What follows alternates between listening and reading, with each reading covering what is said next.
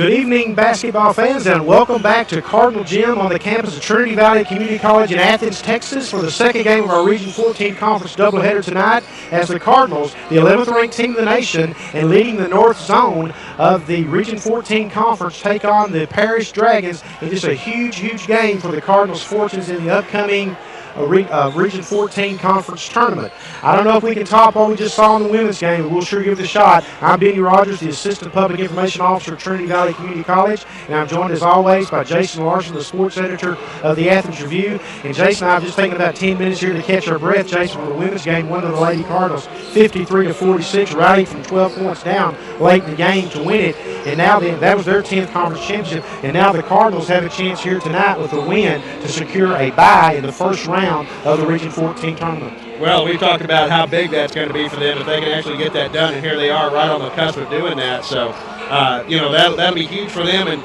we both know, I think, that the Cardinals are also very much wanting to kind of avenge the loss they had up in Paris a while back here in the season when they really struggled offensively. It just wasn't their kind of game, and, so obviously there's a lot riding on this game. What I just mentioned has a lot less to do with it. What they really need to do is secure that bye going to the conference tournament, but just an interesting game from a lot of viewpoints. The Cardinals, let's go ahead and set this one up for you. Parish Junior College is 19-7 on the season, 10-7 in the conference. They're coached by Chuck Taylor in his first season at Parish Junior College. He was an assistant at PJC for Bill Foy from the 2000 through 2002 seasons, and now he has returned as the head coach at Parish. Of course, the Cardinals are 23-5 on the season, 12-5 in the conference. They're ranked number 11 in the nation, have been ranked just about all season after the first couple of weeks of the season. And they're coached by Pat Smith in his fifth season at Trinity Valley. He's 99-56 at Trinity Valley, and overall he's 557 and 351. Again, the Cardinals lead Navarro by a full game in the North Zone of the Region 14 Conference. Parish trails Navarro by a game back in third place. Of course, the top two teams in the North Zone will get byes into the conference tournament coming up here at the end of next week, and the Cardinals can wrap up one of those byes with a victory tonight. And another huge game that's going on tonight that will have a bearing on what happens in the North Zone, of course.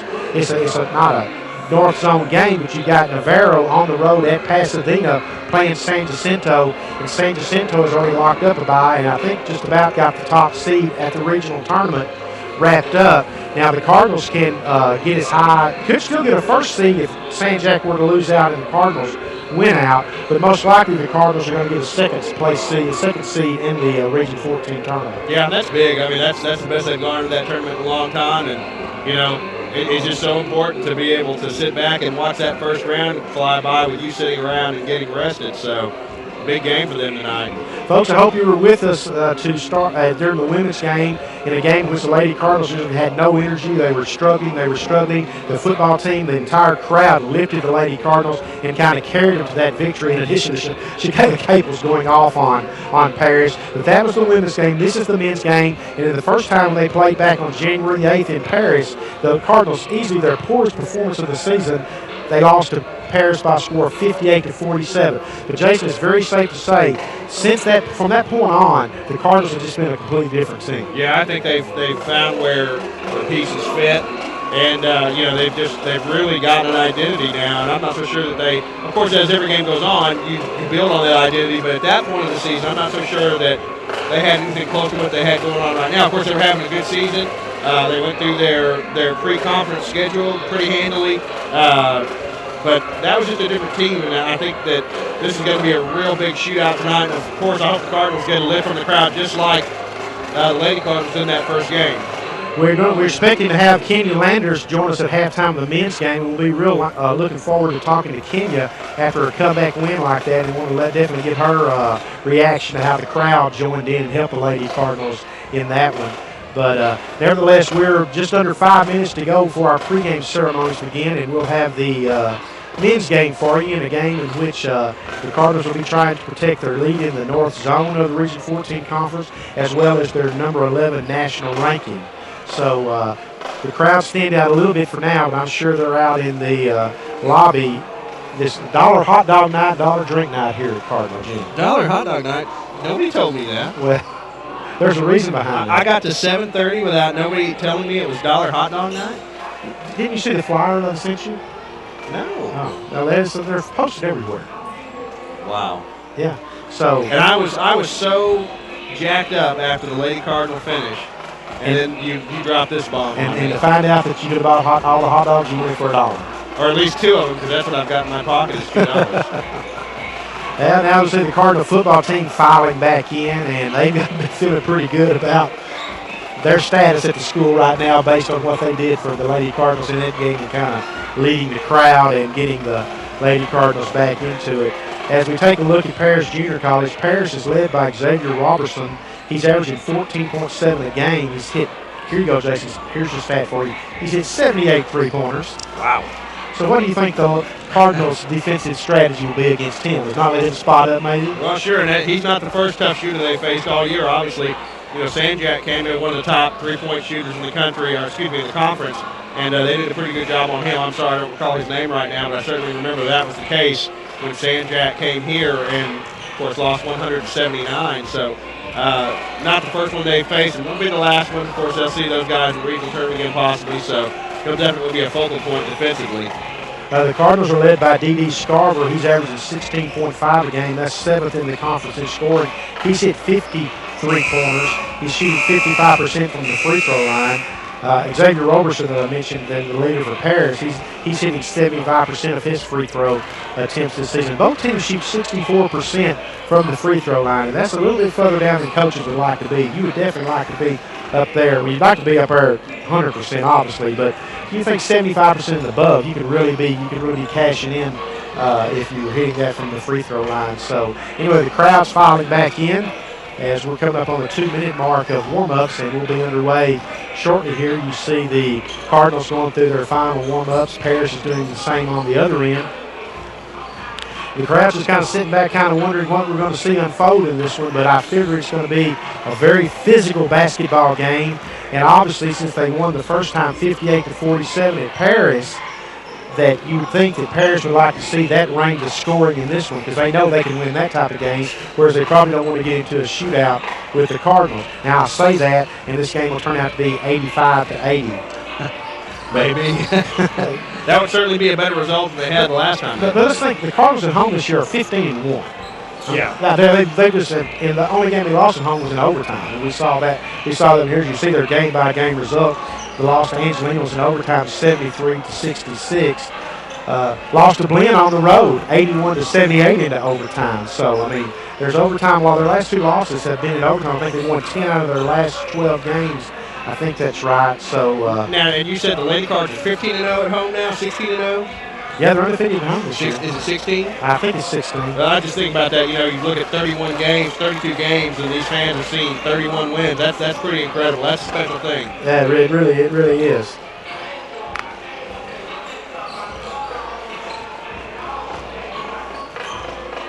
It's been a great year for basketball here at Trinity Valley, of course, with both teams being ranked in the top 25 for better part of the season. The Cardinals did start the season ranked. They quickly did. They reeled off 10 or 12 straight wins to open the season.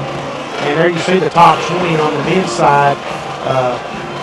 Sanjak, number 2, and one of those losses were to Trinity Valley. Of course, here's Jason mentioned here at Cardinal Gym, 179. And the Cardinals' best performance of the season, I would say. I don't think we've seen them play just a better game considering Sanjak's ranking at the time. Again, if you want to drop us a note, let us know where you're watching from tonight. You can do so by emailing us at csn@tecc.edu. This will be our last webcast of the season. This is the Cardinals' last home game of the season. They will finish the season at Carthage on Saturday, playing Panola at 4 p.m. The women's game will start at 2 p.m. And we're just seconds away from getting the pregame ceremonies underway. And we'll be ready to go for the second game of our doubleheader and our final webcast of the season.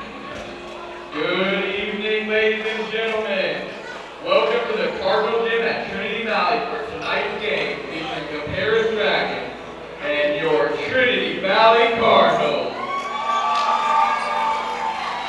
At this time, would you please stand for the playing of the national anthem by Trinity Valley sophomore Joseph Haywood. Joseph Haywood, a sophomore, to sing the national anthem.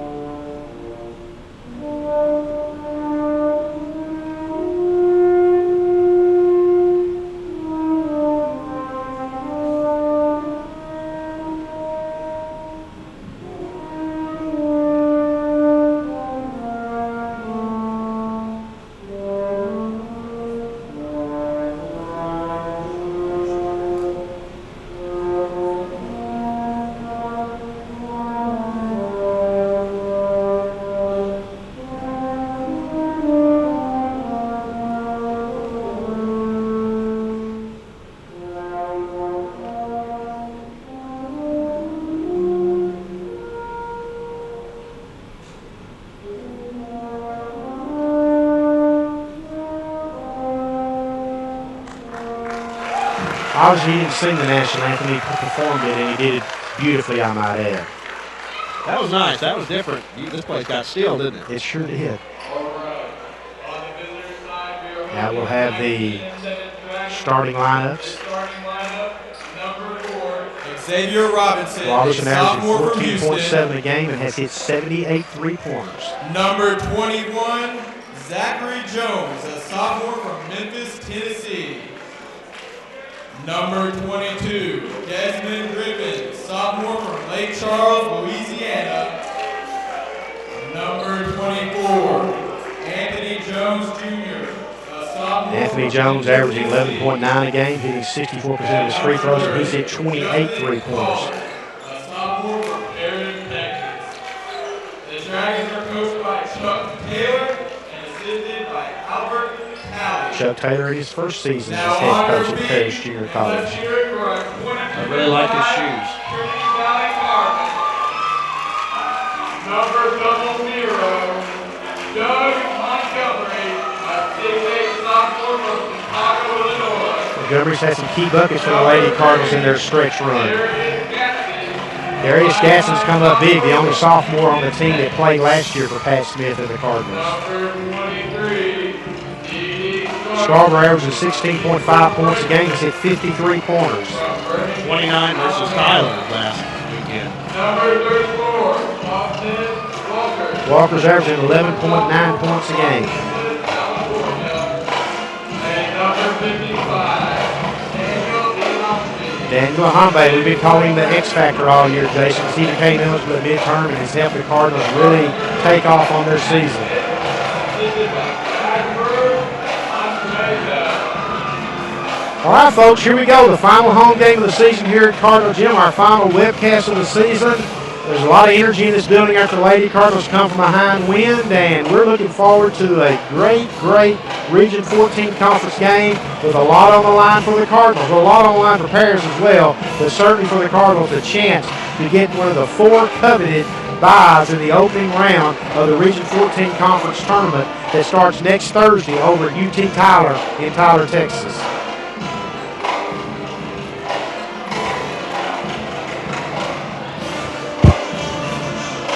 Pat Smith going over final instructions with the Cardinals, ready to send them out onto the floor. And the officials are ready to go. Paris is awaiting the Cardinals. Region 14 conference basketball, there's just nothing quite like it anywhere. I know every conference probably says that, but we say it and really mean it here.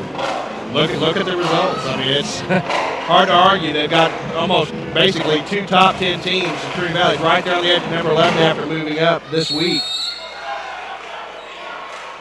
And that's without naming Navarro and teams like Paris. Toss is going to be controlled by the Dragons. Very tough teams in this conference.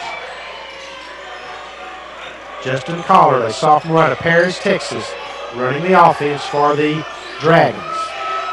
Working against the Hyundai. Three-pointer from the corner, no good. Rebound by Scarver. That was Roberson wasting no time putting up a three-pointer. He's hit 78 on the season. Cardinals on the attack.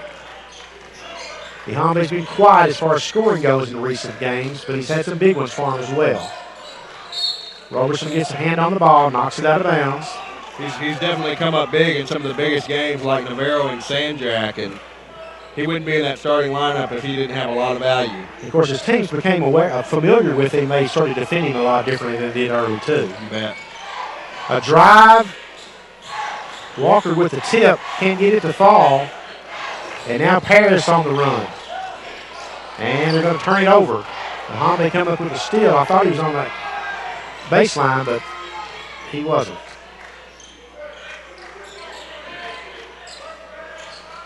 All right. Walker tried to force the ball into Hyundai there. The Cardinals were lucky that they didn't turn it over there. There was not much margin for error on that pass. Again, the Lady Cardinals scored a 53-46 win tonight in comeback fashion, being down 12 late in the game. Three-pointer on the way. He knocks it down. D.D. Scarver. That's his 51st three-pointer on the season. And after you saw the 29-point night he had against Tyler, and I don't know if you just saw the way he just shot that ball, boy, he looks confident. No hesitation, sweet stroke. Cardinals would love to get off to a great start in this one, of course, after the way they struggled up at Paris back in January, scoring only 47 points. Ahmed got his hand in there. Gadsden's going to be called for the foul. Not the person the Cardinals want to pick up a quick foul. And that's going to send him to the bench, and we're going to see Tim Harrison come in. Of course, Tim's had a great season for the Cardinals, especially this second half, a 6'1 freshman out of Louisville, Kentucky. He single-handedly brought the Cardinals back in the game here at home 3 weeks ago against Lamar State, which he scored 15 points in the final 6:47. Cardinals won that game. 3-pointer from the corner, no good. That was Anthony Jones Jr. with the shot. Ihambe. Harrison puts up the 3. No good. Battle for the ball as goes to Desmond Griffin. There's another turnover. Scarver to Harrison. Harrison with the layup is going to be called for the offensive foul. He doesn't think so. He doesn't believe it. Had a little smile on his face. Sarcastic smile, I should say. Scarver was on the backside of that, maybe looking for an alley-oop pass. I don't think he was going to dunk it, but. So Harrison and Gatson, who handled the bulk of the offensive quarterbacking chores for the Cardinals, both each have picked up a quick foul. Gatson with pressure on the backcourt against Justin Collard. He wants to be careful, certainly not pick up a second foul this quick. Then you start having an effect on what the rotation pattern is for Pat Smith. Got DeMario Hines checking in. We've seen DeMario getting quick foul trouble in recent games at home anyway. Didn't start tonight.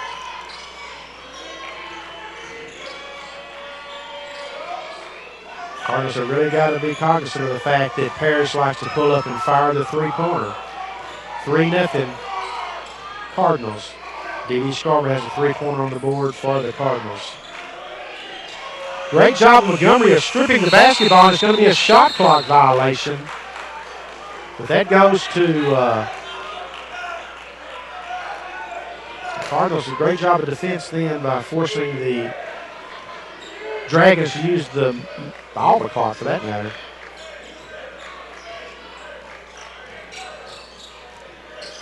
Three minutes into the game, 3-0 Cardinals.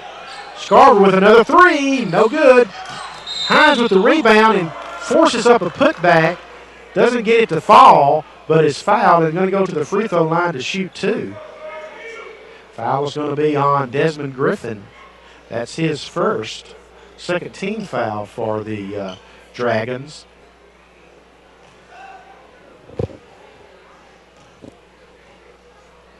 First free throw attempt, no good. Now we don't want to start. We don't want the Cardinals to fall into the same pattern that the Lady Cardinals experienced in the game, missing a lot of free throws early. I'm not sure these are regulation rims.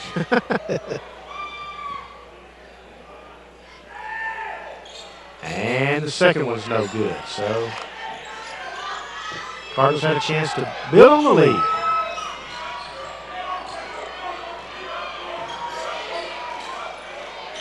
You can just see him wanting to get the ball to Roberson in the corner, so he's running the baseline back and forth, and then he spots up down low, puts up a shot from underneath, misses the shot, draws the foul. Foul is going to be called on Aaron Gilstrap. That's some big buckets against Tyler in Saturday's win over at Wagstaff Gymnasium.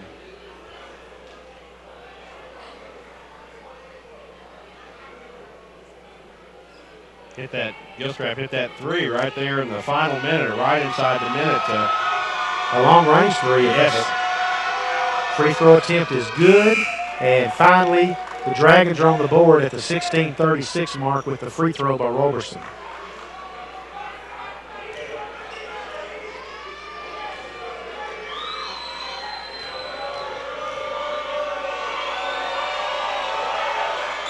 And the second one is no good, but we're going to have a lane violation against the Cardinals. Only one shot to follow, I believe. Can't tell who he called that on. Dee Scarver was the one reacting to it. Yeah, I think that's what he said, too.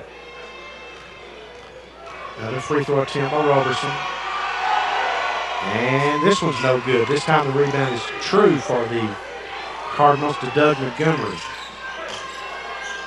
Montgomery, he's not shy about putting up a three.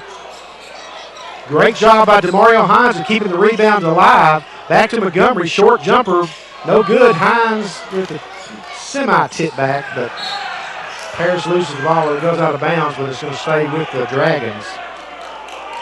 Tell you that Lon Morris women beat Jacksonville tonight 67-62. Tyler beat Kilgore 70-55.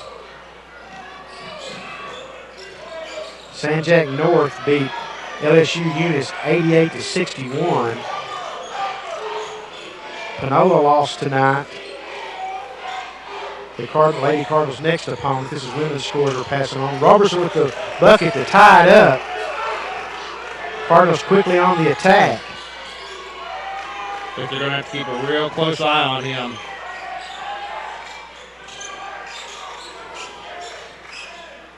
Gatson probing the defense. Scarver with a three-pointer, knocks it down. Man, he just shot that all over the top of Anthony Jones Jr. And again, just didn't hesitate. Roberson with the jumper, no good. Rebound Scarver. Cardinals on the move. Scarver's going to be fouled by Roberson.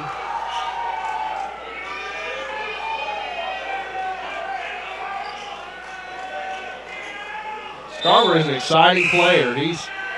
And again, being a freshman, that's just another player for Trinity Valley that you're going to probably see again next year. Very exciting. Definitely.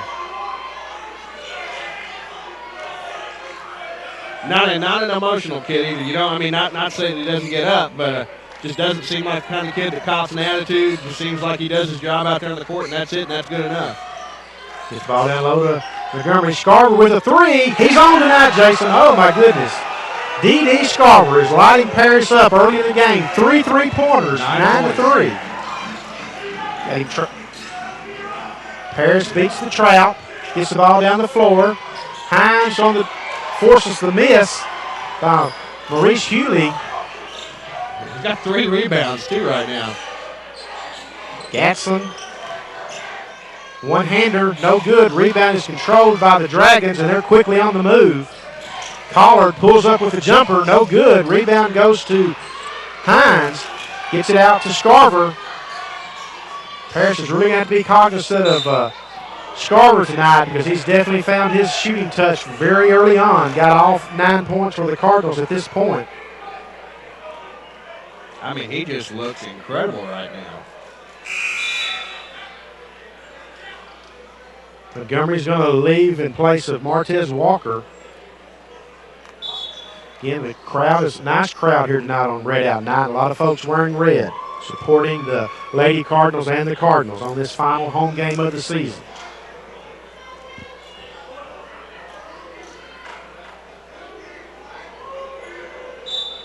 And we're back to play with possession of the basketball belonging to the Cardinals. Zeke Williams, number 11, is checked into the game for the Cardinals. He goes over to Scarver. Scarver with a three. This was off the mark, but Williams is there for the rebound, and the putback is no good. And Paris controls the rebound. Quickly get the ball to the offensive end. You see Roberson with a drive, blocked by Hines. And Hines is going to be called for the foul on this one. Got one clean block and then was called for the foul. Of course, Hines is averaging 3 blocks a game for the Cardinals this season.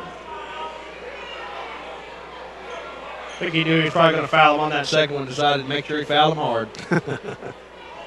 He did do that.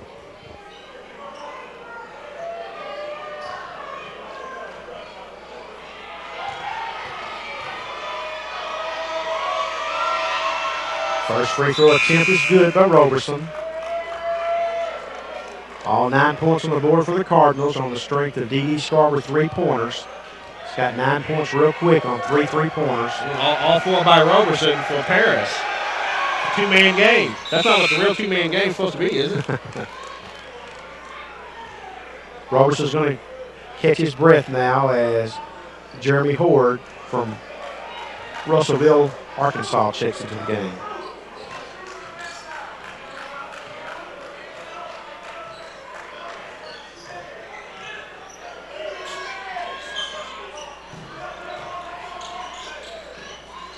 Gatson. Gilstrap now back to Gatson. Gilstrap going to put up a three. He's not shy of that shooting. Misses that one. The rebound's going to go to the Dragons, and they've got a chance to cut into the Cardinal lead. Three-pointer. No good. Rebound by Williams. And there's going to be a foul called against the Dragons. It's going to be against Cornelius Comack.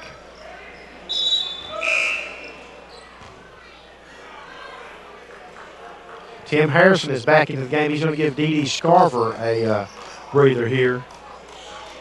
Nice start by that young man. Oh, definitely. 9 points in no time at all. But it's the only 9 points now on the board, so that's some concern.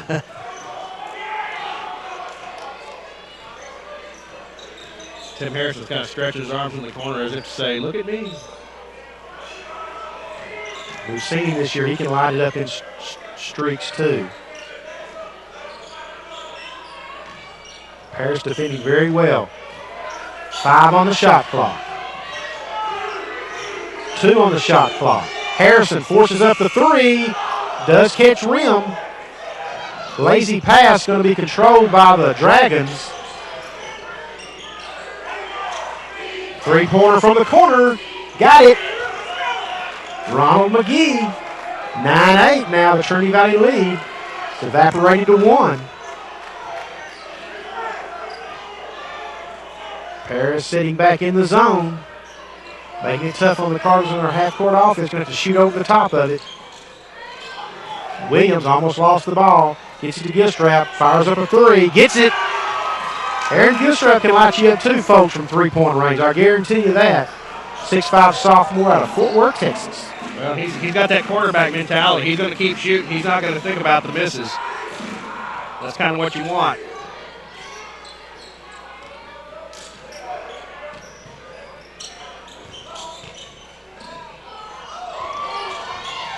That's a case of McGee trying to create something. He keeps fighting for the ball and puts up the shot. Going to be fouled. Go to the free throw line to shoot 2. Foul's going to be on Zeke Williams for the Cardinals, number 11. Williams goes to the free throw line. 12-8 Trinity Valley lead. 11:44 left in the first half. First free throw attempt is in and out. DeMario Hines and Daniel Ihambe check back in for the Cardinals. Again, the Cardinals will be on the road Saturday going to Carthage to play Panola. Game time is 4 p.m. after the 2 p.m. women's game. Second free throw attempt is good. 3-point Cardinal lead. Gatson working against Formal, excuse me.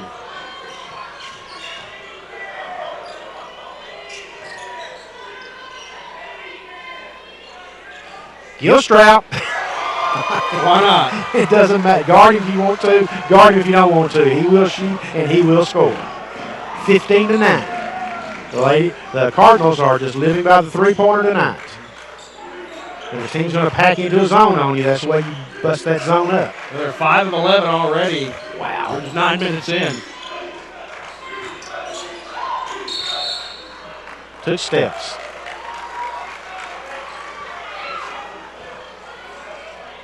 Maybe to have a 3-second call. My bad. The 4th turnover for Paris now. 15-9. Let's see who shoots the next 3, Benny. I guarantee if they give it to Aaron Gilstrap, he will. Gatson with the drive. Hines battles and grabs the rebound. Throws it off of Daniel Ihambe. It's going to be a turnover for the Cardinals. Paris on the run. Tim Harrison did a great job of defending the initial shot, but I believe it's going to be called for the foul. Nope, they're going to call it on Gilstrap, number 2. So that'll be Gilstrap's. I believe that's his second foul. 15-9. I think the Cardinals had like 18 points at halftime the first game against Paris. It was something like that. They got 15 here with halfway through the first half. Good power move, not able to finish it off. And a great job of Gatson with the steal. Hewley with the power move missed the shot. Oh, the Cardinals got lucky there because they had gotten too deep on the penetration. They had gotten well back behind the glass. But they wound up getting a foul call against the Dragons. So they came out of that one better than maybe they should have. Scarver and Walker checking back in. Hambe coming out. Gilstrap coming out. I guarantee you Scarver wants to shoot the ball. First shot. Well, that was not from three, folks, but he knocks it down. Having a great shooting night. 17-9 Cardinals. This was definitely going at a pace now. The Cardinals like, oh, if that wasn't a walk, I've never seen one. 11 points for Scarver. Great job of getting an answer by McGee for the Dragons. Sure looked like there was some traveling out there at midcourt. There were steps taken. 6 now for McGee. Now you see the Dragons extending their defense a little bit now. As well they should. The success the Cardinals have had from beyond the perimeter. Scarver, no, he misses that one. He's human after all. Now let the Dragons throw it away. Well, you can just tell by his body language that D.D. is feeling it tonight. He could really light pairs up for a big night potentially. It's off to a great start. 4 of 7 from the floor. 3 of 4 from three-point range. Not bad.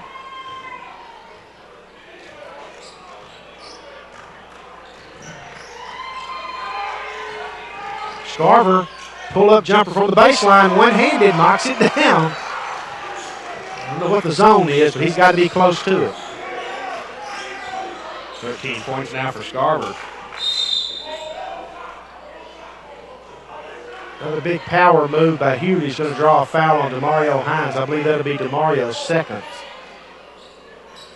It's going to send him to the bench. Doug Montgomery's going to come back in. Boy, DeMario's a great player, but he's just struggled with fouls the last 3 weeks anyway. I mean, here at home, the games we've seen, he's picked up 2 fouls early in some games and had to sit and watch. And the Cardinals definitely want him on the floor, and he wants to be on the floor, of course. Hewley's going to go to the free throw line.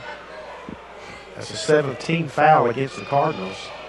Bonus the rest of the way for the Dragons. This free throw is missed. Walker controls the rebound. Roberson initially stepped up. He's 3 of 4 from the line. The big three-point shooter stepped up like he was going to shoot those. And the referee quickly pointed out, you weren't the foul guy, buddy. Good job there. Scarver going up for that three-point shot. Roberson got a piece of it. Now here's Roberson on the other end. He misses the shot. Rebound is controlled by Harrison. He's on the run.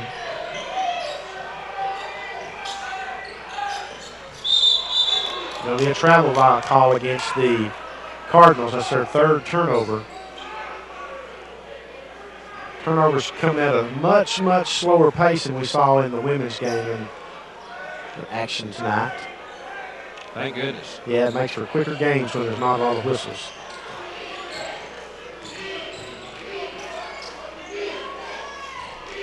I'd like to thank you all for joining us tonight on the Cardinal Sports Network. As you see Gatson go down to get a loose ball, battle for a loose ball, and possession arrow points towards the Cardinals into the floor, so they'll have the basketball as Zeke Williams checks back into the game.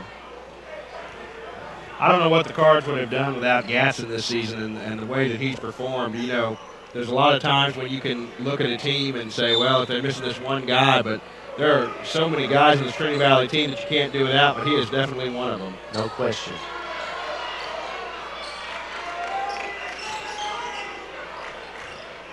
The Dragons look like a 1-3-1 zone now. They've been in a 2-3. Three-pointer from the corner, air ball. Extended their defense out on the ball. There's Roberson to answer. Can't get the three to fall, but like I said, folks, he had 78 coming into the season, so he's going to keep shooting them. You can count on that.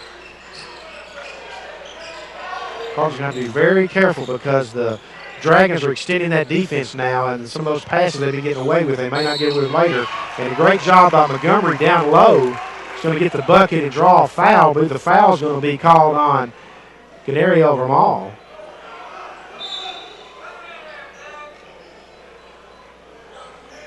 Cardinals up 10, biggest lead of the game so far.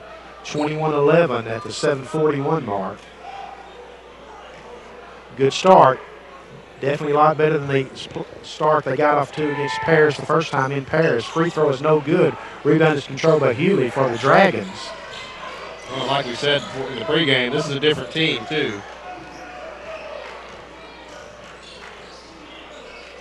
Roberson over to Hewley. Hewley down low, kicks it out up top. Three-pointer, no good. Hewley's going to be called over the back. Didn't have position. Be a 1-and-1 for the Cardinals. We'll be shooting free throws the rest of the way, both ends.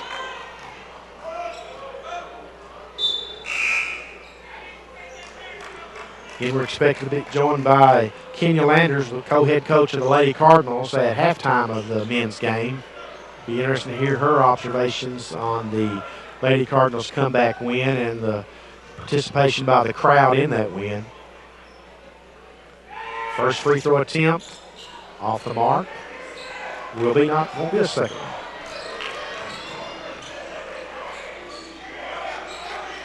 Trinity Valley's all 4 from the free throw line right now.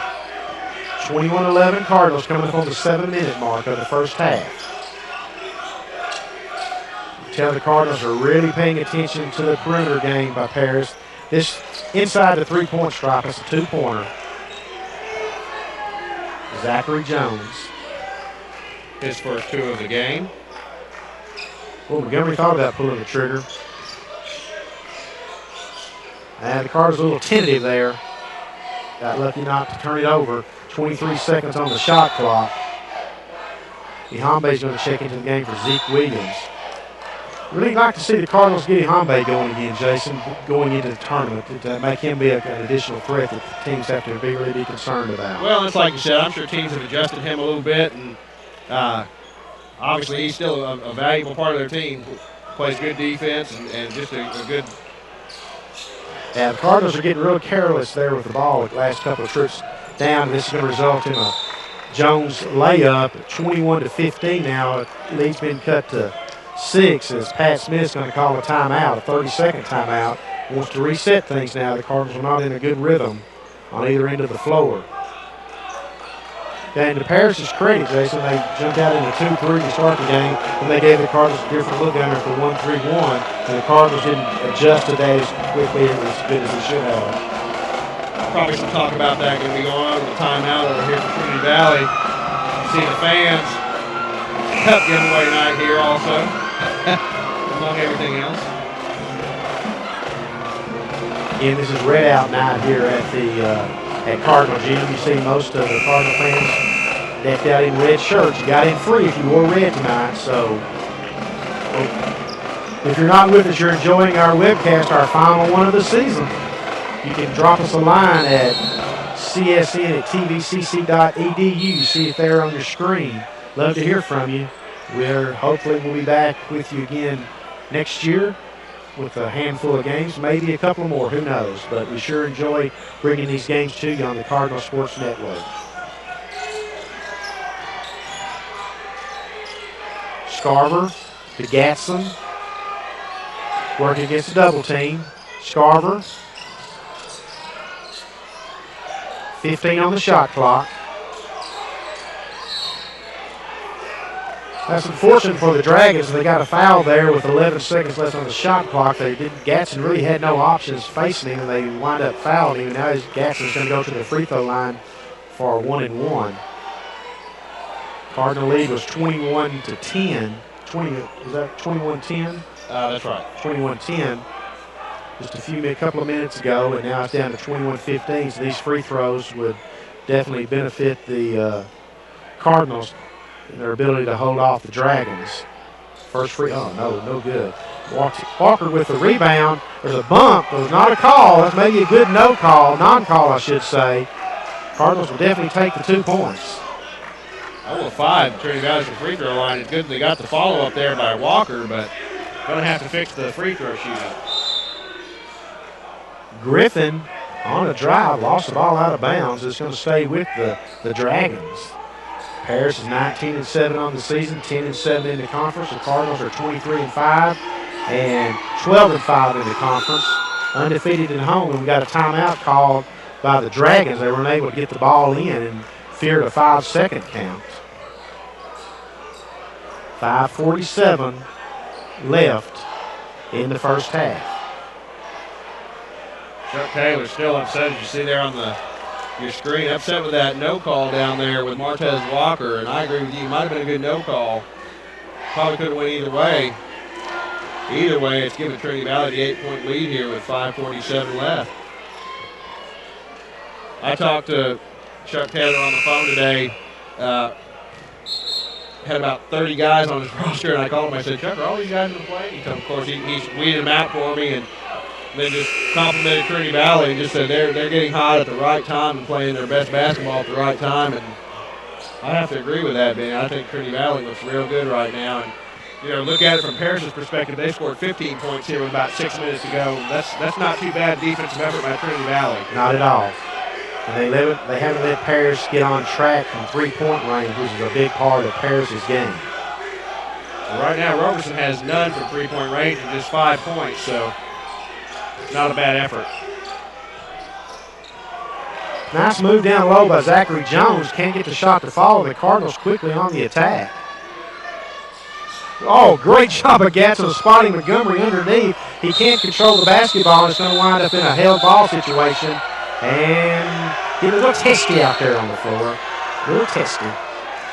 I think a technical foul was called there, Benny. I'm not sure. May have been. I didn't hear a whistle, but maybe a double. I'm not sure. Martez Walker's not happy. Griffin's not happy. And now the refs are sorting something out here. Usually when they call the tech, you hear the whistle go off with the hand gesture, but didn't see it here at that time. Got a double technical foul. Walker for the Cardinals and Griffin for the Dragons. Double technical.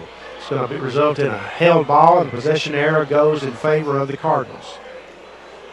Now that's 3 fouls on Griffin. And to the Dragons, my bad. Griffin, one of the starters for Paris, came in here. He's got no points and 3 fouls. He's not looking too good right now. Cardinals up 8, 5:20 to go.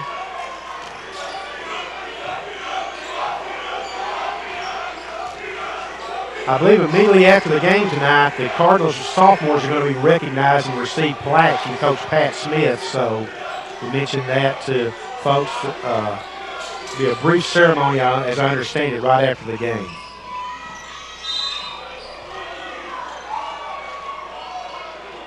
The foul inside. Tim Harrison, I believe that's his second.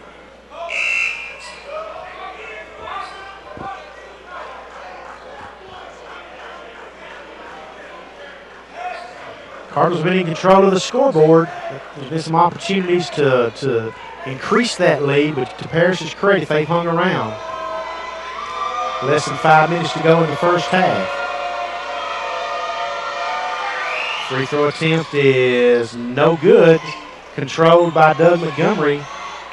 Here goes D.D. Scarver. And you'll have a ticky-tack foul out front. Sometimes I don't know why that was called, but Cardinals will take it because it's going to send them to the free throw line for the double bonus. Both teams are in the double bonus now the rest of the way.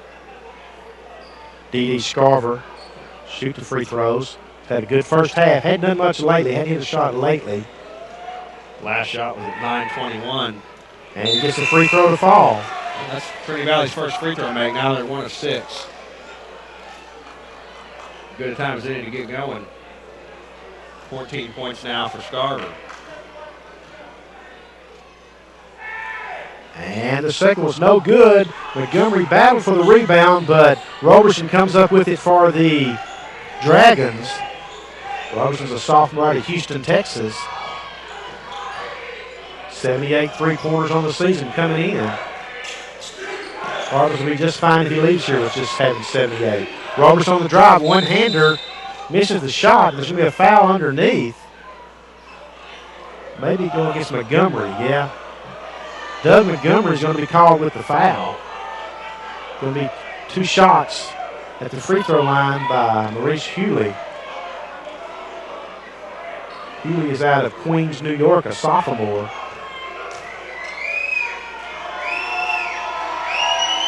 Free throw attempt is no good. It's a two-shot free throw attempt.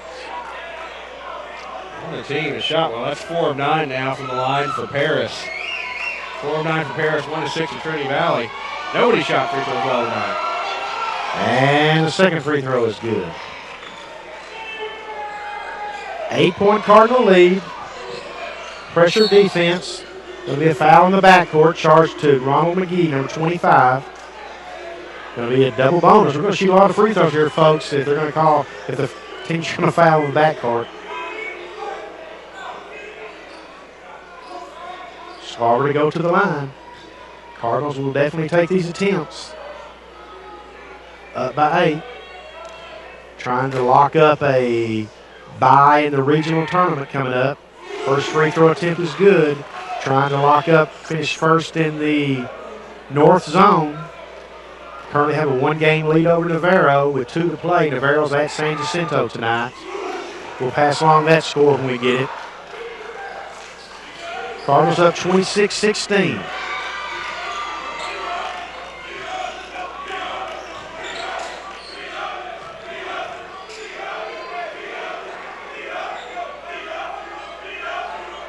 Again, Cardinal sophomore players, I believe, are going to be honored in the ceremony immediately following the game.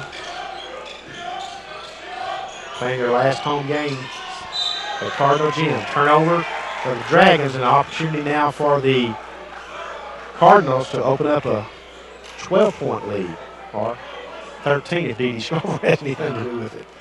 8th turnover for Paris. Crowd's hung in here tonight, done a great job, certainly Cardinal partisans.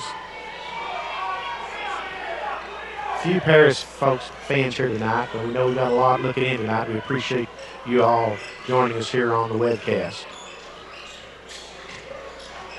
Scarver trying to find some freedom to shoot. Over to Zeke Williams, 2-pointer, no good. Montgomery with the rebound, no good. Montgomery battles. I believe Montgomery's going to be called for the foul. Now the Cardinals are getting into a little bind here now at that position between he and DeMario Hines as far as fouls go.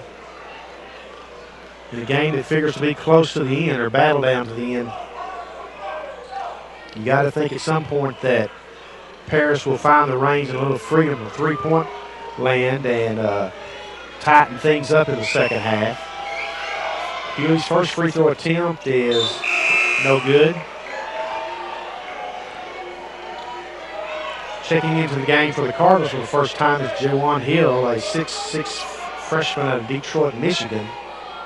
He's got to spell the Cardinals at that position because of the foul trouble they find themselves. It was not really foul trouble, but foul concern. How about that? That'll work.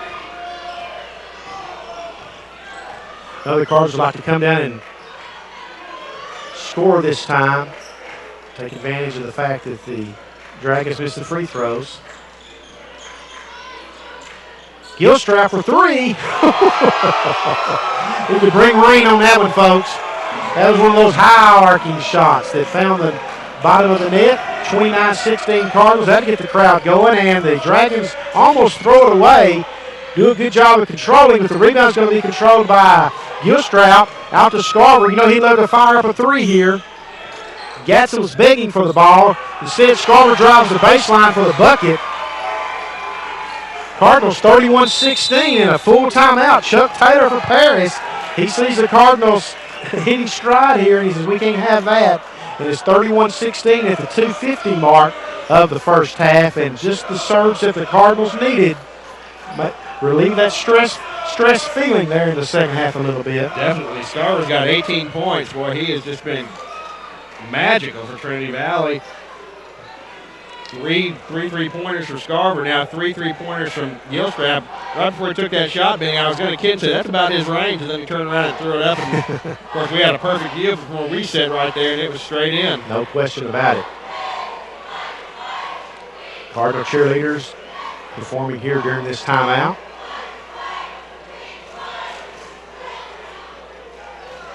Again, we thank everybody for showing up tonight and wearing red on Red Out Night here at Trinity Valley Community College. Regional tournament is starts next Thursday over at UT Tyler in Tyler. And men's action will be on Thursday. Women's action starts on Friday. And then we have men's action again on Saturday.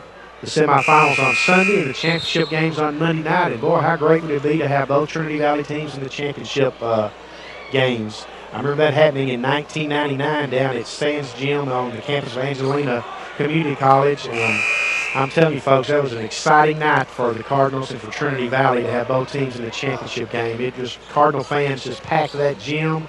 Both teams won. It was kind of a surprise. Leon Spencer's squad wasn't picked to win the regional tournament that year. They went in with a low seed. I forget which one it was, but they wound up winning the tournament and going to nationals. The last trip to nationals by the Cardinals, and the last time one school has sent two teams to nationals in the same year in this conference. Three-pointer by Collard, no good. Great job by Hewley of keeping the possession alive. Cardinals got lucky out there. Jaywan Hill could have been called for a foul, or was careful not to be called for the foul, I should say. Got away with one, maybe. He did a good job. You know, he knew he was fixing to be over the back, and he let go, and that was the right thing to do. Over in the corner, three-pointer, no good. This time the rebound was controlled by Hill, but a great job by Hewley of battling and tying the ball up, and this time the possession does go to the Cardinals. Got it wrong the last time. That's what that arrow down there means, right? That's which way who's got the ball. I thought it was pointing the way to the dollar hot dogs. Would somebody bring Jason Larson a dollar hot dog at halftime, please? Cardinals would love to cash in this trip.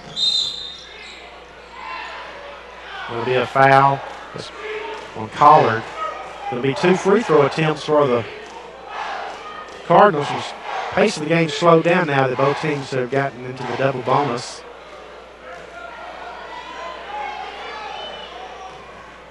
Well, I agree with you, Benny. Hambe hits the free throw. As you said, kind of some ticky-tacky kind of fouls being called. You don't mind if you're Trinity Valley because you've been the beneficiary of most of those, but or a lot of them anyway. But he misses that one. Hewley controls the rebound and gets it out to Collard. Cardinals have really done a good job of keeping Parrish from attacking. Three-pointer, no good. Roberson there for the rebound, and the putback is going to draw a foul. They're going to get a shot at a three-point play the old-fashioned way. And Pat Smith is really not happy with his squad there. They didn't do a good job of blocking Roberson out from getting that rebound. And that resulted in what could be a three-point play here for the Dragons. Kind of a tough one there, the way it rolled around the rim. You know, they had a couple of guys there, Trinity Valley did, but threw the timing off. Yeah, it just took a kind of a funny hop. Free throw attempt is good. It was a three-point play. Pressure defense now applied by the Dragons. Quickly get it to Scarver. No look pass to Zeke Williams. Williams misses the shot, draws the foul. Man, D.D. Scarver just played like the league MVP tonight. I mean, yeah, he's just sure has. had a great game. As they say, the best thing about him, just a freshman, 6'4" freshman out of Birmingham, Alabama. Misses that free throw, though. 13-point Cardinal lead. Was up to 16, 32-16. And he gets the second one to go. The Cardinals really want to do a great job here of defense this final, 136, and not let the Dragons have any kind of run or gain any kind of momentum going into the locker room. That's what you always stress as a coach. You don't want the other team going in feeling good about the way the half ended. Absolutely don't.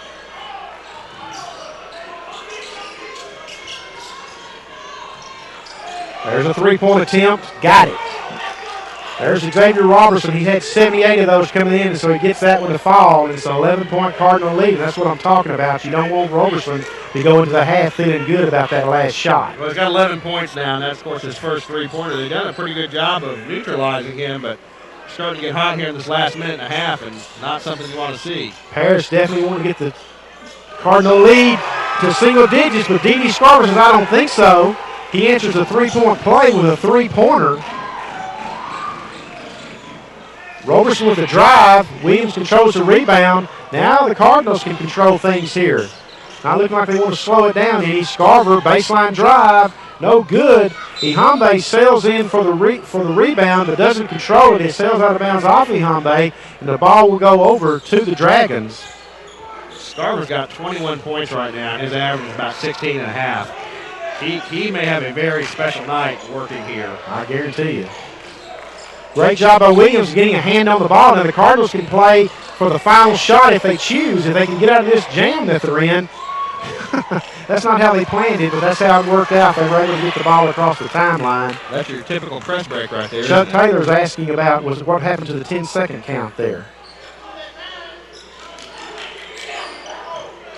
Scarver, you know he just like to pop a three here to end this half. He's the guy I want to take this shot right now. Ihambe drives the baseline, doesn't get it. Parrish will not be able to. They do get a shot off three-pointer at the buzzer. He got it off the glass, but it didn't find the mark. And at halftime, the Cardinals are going to be up by a score of 36-22 in a game in which they can secure a first-round bye at the regional tournament in Tyler next week. That would just be huge to only have to play 3 games instead of having to play the 4 to get to the national tournament for the first time since 1999. Again, we're expecting Kenya Landers or Michael Landers to join us here at halftime. We're expecting one of them to be here. Cardettes are going to perform in the meantime out on the floor. Got 15 minutes on the clock here at halftime, and the clock has started, and the countdown has begun for the halftime. It is 36-22 Cardinals at halftime.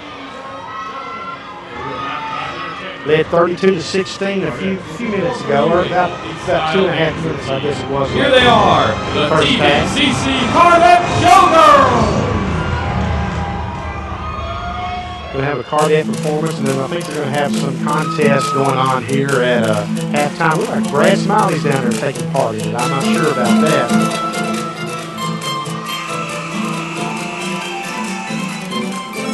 San Jacinto, Jason, is up at halftime. Oh, San Jacinto Navarro tied at the half, 38-38. Just a huge game there. Tyler's up on Kilgore, 28-27 at the half.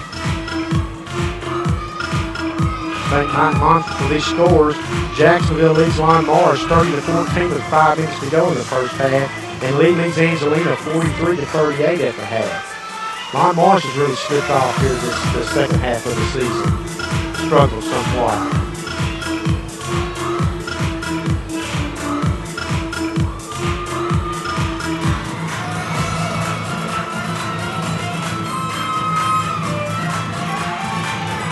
See Kenya Landers making her way over. Have a few minutes to talk to Kenya.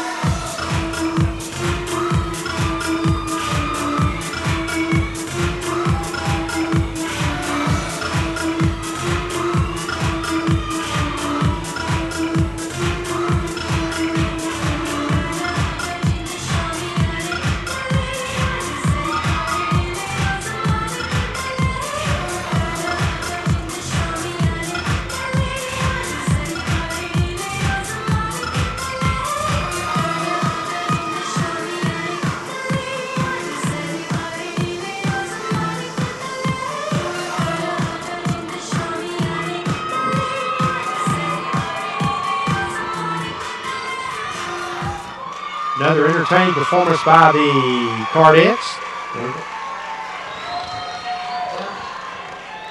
Cardinals up 36-22 at the halftime. Y'all give it up for the Cardettes. They did a great job. Now we're going to have got Kenya Landers.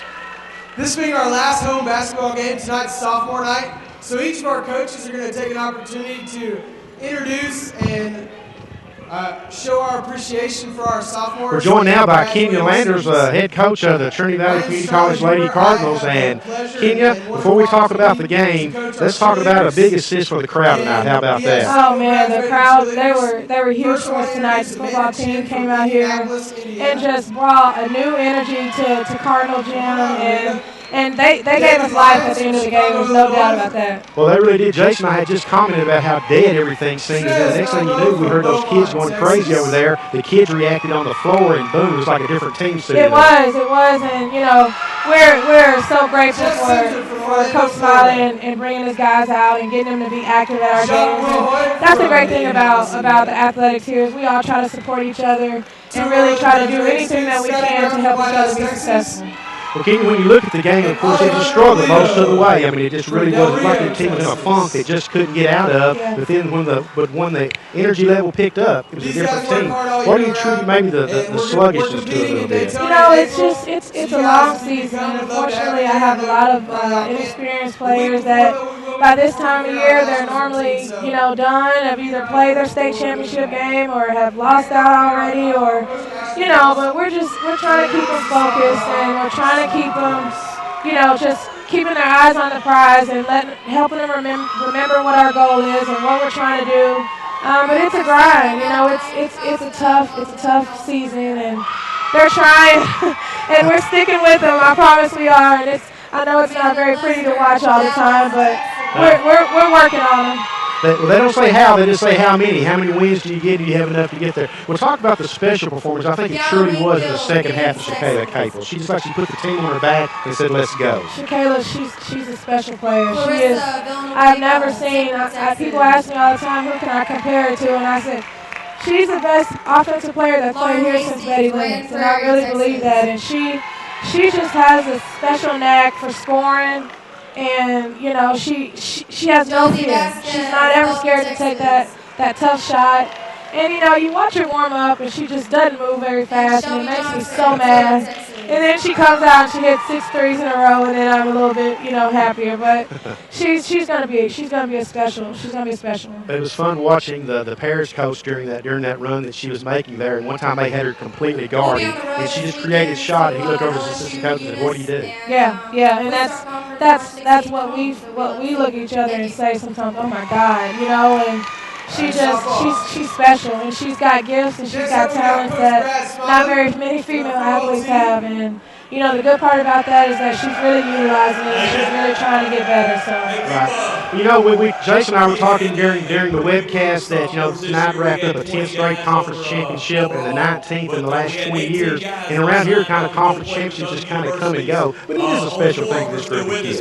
It is, because we have 3 players that played last year, and everybody else for us is new. And so we really don't we don't have a lot of players that know and that understand what the level of expectation is. I mean, they see all the banners, but I think they don't really know what it took to make that happen. And I'm excited. I'm telling you, I'm happy as can be to go along with a lot of coaches that have won a conference championship here, and we'll keep working and keep trying to get better, and hopefully we can get a regional championship. In talking to Michael this week, he said the question that y'all been posing to the kids are not, do you want to win a 10th, but do you want to be the team that doesn't win the 10th? Exactly, and they did not want to be that team, and we gotta keep it going. And I know I keep saying that, but they're just looking to us for some guidance right now, and we got to continue to give it to them. Well, you played here, of course, in 1999 the Lady Cardinals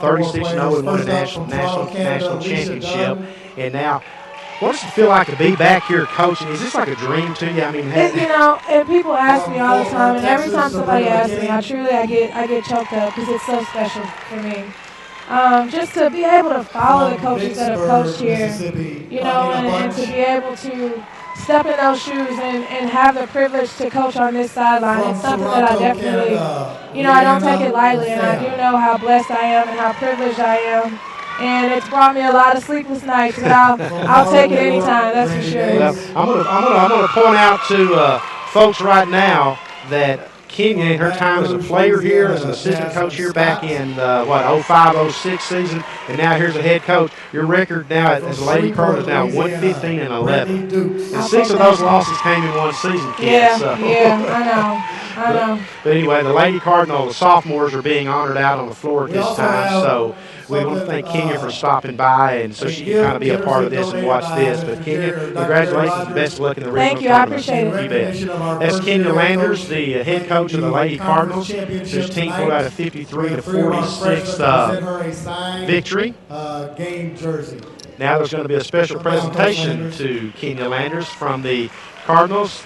This will be a jersey. It's been signed by all the players. They're commemorating her first season as the head coach of the Lady Cardinals. Number 3 jersey, all signed by the Lady Cardinals, being presented to Kenya. So we had to let her go real quickly so that she could receive this honor, and a very deserving honor. As we mentioned, she's 115-11 now in all her time here at Trinity Valley. We got some folks here. They're going to do a little relay race. So as you see, they have different props. We've got about 5 minutes left here in the half, and we're gonna step away for just a couple of minutes and catch our breath, and we'll return for the second half of the game. Tag their partner. And their partner has to spin around on the bat and shoot. So, you guys get ready. On your mark. Get set, go.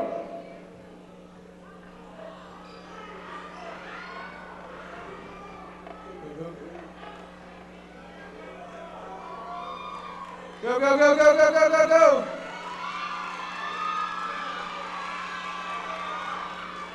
Go, go, go.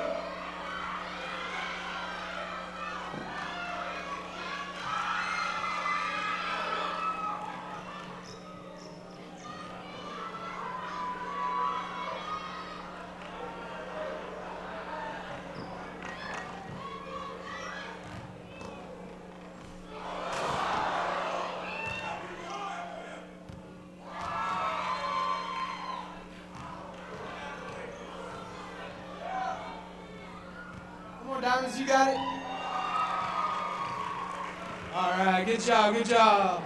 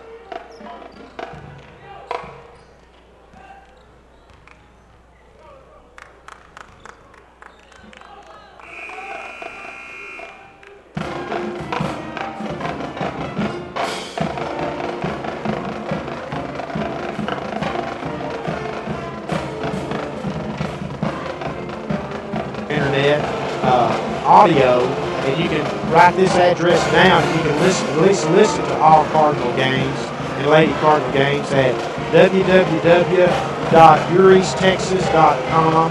That's www.youreasttexas.com. You can listen to all the Cardinal and Lady Cardinal postseason action on Kick 98.3 FM. Our friend Gary Richards will be doing the games. We appreciate Gary for the job that he does for the college and broadcasting those games.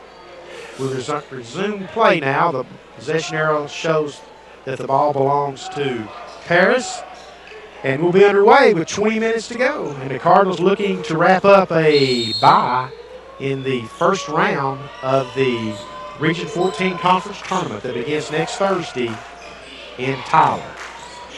Underway.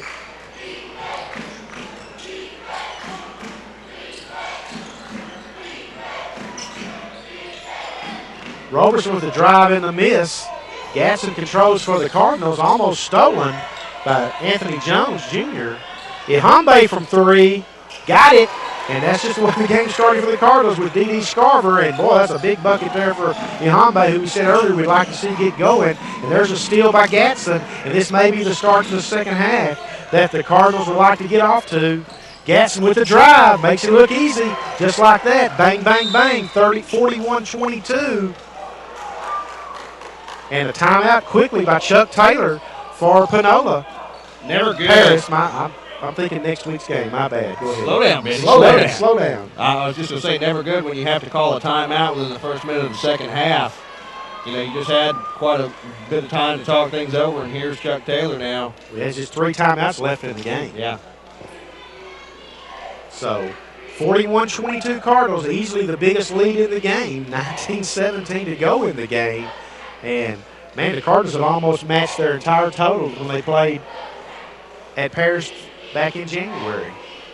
What a night this could be for Trinity Valley if the Cardinals win this one and wrap up a bye in the first round of the regional tournament, protect their number 11 national ranking.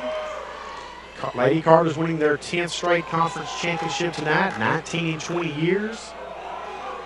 Big night here at Cardinal Gym for this final home game of the season. And again, Cardinal sophomores will be honored after the game at a brief ceremony.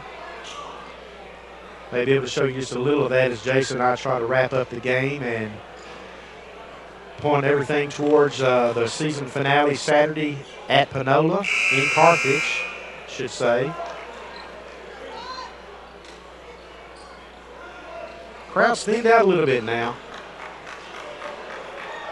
Well, they may be taking advantage of those dollar hot dogs that Jason. Everybody's eating my dollar hot dog. I guarantee you. Turnover, Panola, Paris. I've got Panola on the brain now, folks. I apologize. Benny's on his way to Carthage right now.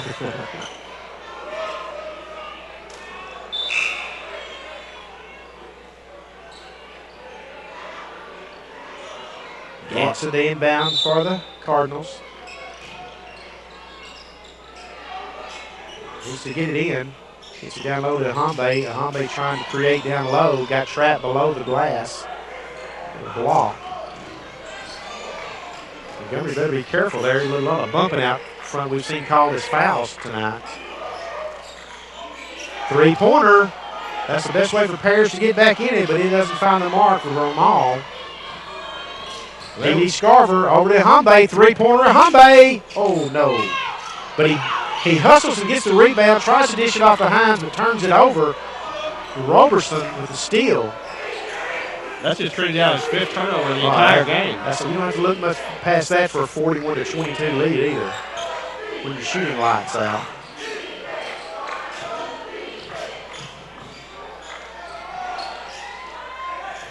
Jones with the drive and the miss, and Gadsden comes away with the rebound, and then Jones is going to be hit with the foul. Be the first foul of the half.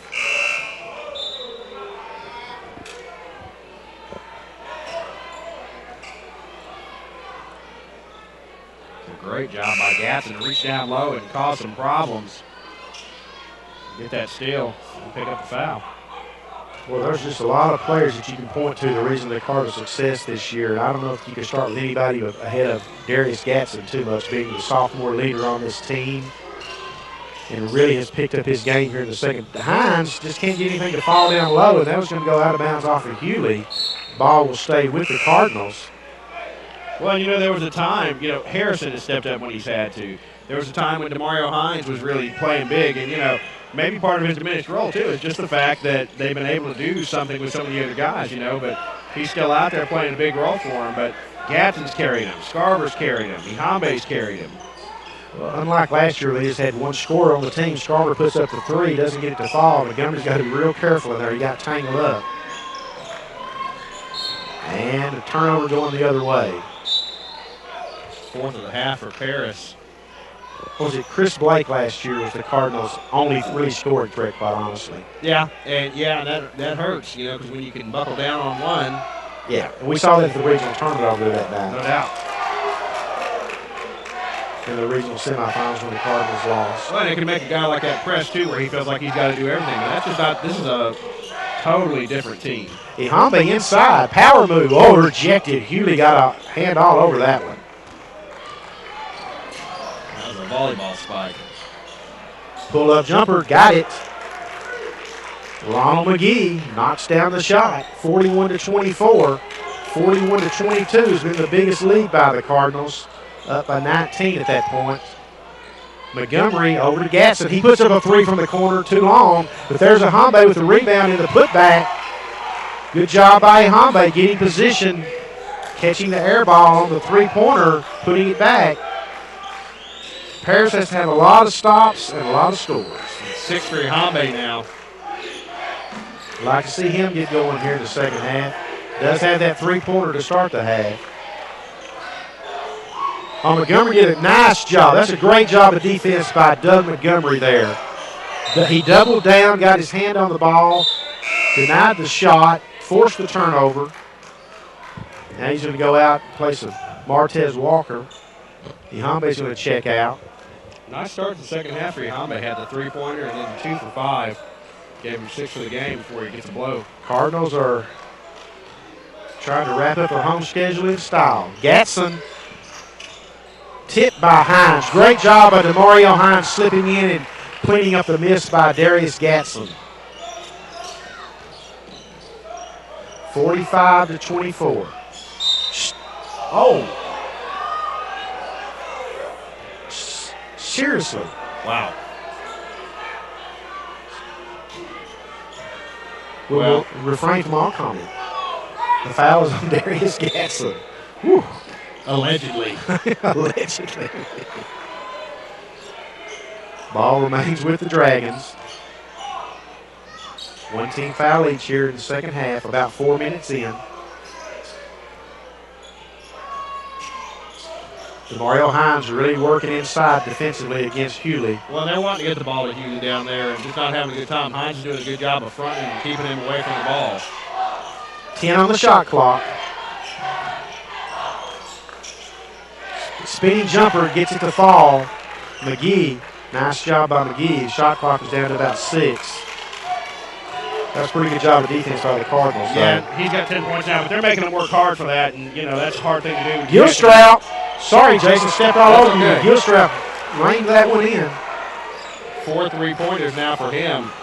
12 points. It's going the Cardinals' way now, folks. Just got to keep playing defense. Almost a turnover, almost a 10-second count. They're going to say DeMario Hines Walker got his hands on the ball out of bounds. Be a big night here at Trinity Valley if the Cardinals pull this one off. A lot at stake for the Cardinals. Navarro and Sanjak were tied at the half, 38-38. Haven't heard from that one since the halftime. But this is a big game for the Cardinals. Three-pointer, no good. Rebound controlled by Gatson. Hines first got his hands on it. The Cardinals are on the run. Scarver, three-pointer, no good. Gilstrap controls. Gilstrap, three-pointer. I thought it was going in. Why not? Oh, Walker does a great job of getting the rebound and forcing up a shot. Going to be a foul call. Gilstrap's just got that shot, Jason. Every time he puts one up, it looks like the sucker's going in. He throws it up there high enough, that's for sure. Walker's going to go to the free throw line, shoot 2. 48-26, 14:54 left. Cardinals are certainly taking care of business tonight, to this point anyway. Sanjak and Navarro were tied at the half, 38-38, down at Pasadena. Boy, Johnny Estelle's Navarro squad, which has won the last 2 regional championships, played in the last 4 conference championship games. It's really coming on now. They've won 3 in a row after they've lost. They won every game since they lost here to the Cardinals a couple of weeks ago, and they are really peaking at the right time, and will certainly be a factor and a force at the regional tournament. And if they can pull off the win tonight at number 2 Sanjak, where they don't win very often, seemingly, it would just be huge for the Bulldogs.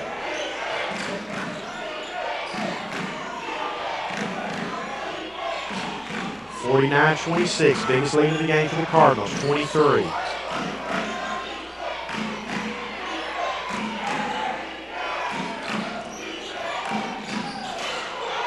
Boy, Jones made his mind up he was going to go, but he couldn't finish it off. He's going to get another shot at it. He's going to miss the layup. His third shot, going to miss it, and is going to be fouled by DeMario Hines.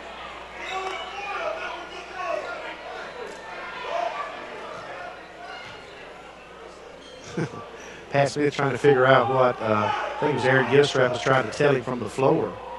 Nevertheless, he's going to send Anthony Jones Jr.'s sophomore out of Memphis, Tennessee, to the free throw line to shoot 2. Both teams with 2 team fouls here in the second half.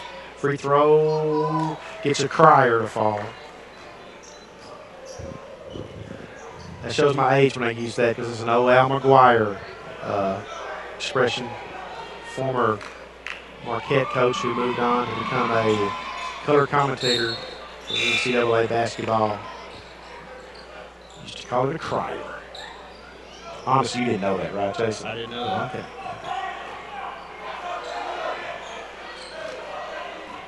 Gatson working against Jones. This ball down to Williams. That was meant for Harrison. He finally gets the ball. Spinning move, layup, and is going to draw the foul and get the bucket to count. There he is, Tim Harrison. We've seen that from him this year. Just an electrifying player, kind of a streaky player. Not to take anything away from what he's done, though. Been a big part of the Cardinals' success. It's going to be the second foul call on Jared Thomas. No, I checked that. I believe it's the third on Pollard. Yeah. 52-28. Now that's the biggest lead of the game. Cardinal defense has really stepped up here tonight. They've already surpassed the point total from their previous game against Paris when they only scored 47 in a 58-47 loss. Great job by Jones driving and creating a shot that time. Cardinals don't want to get lax on defense. That's carried them to this point. That and outstanding shooting. Harrison trying to dribble through 2 Dragons. Almost lost the ball.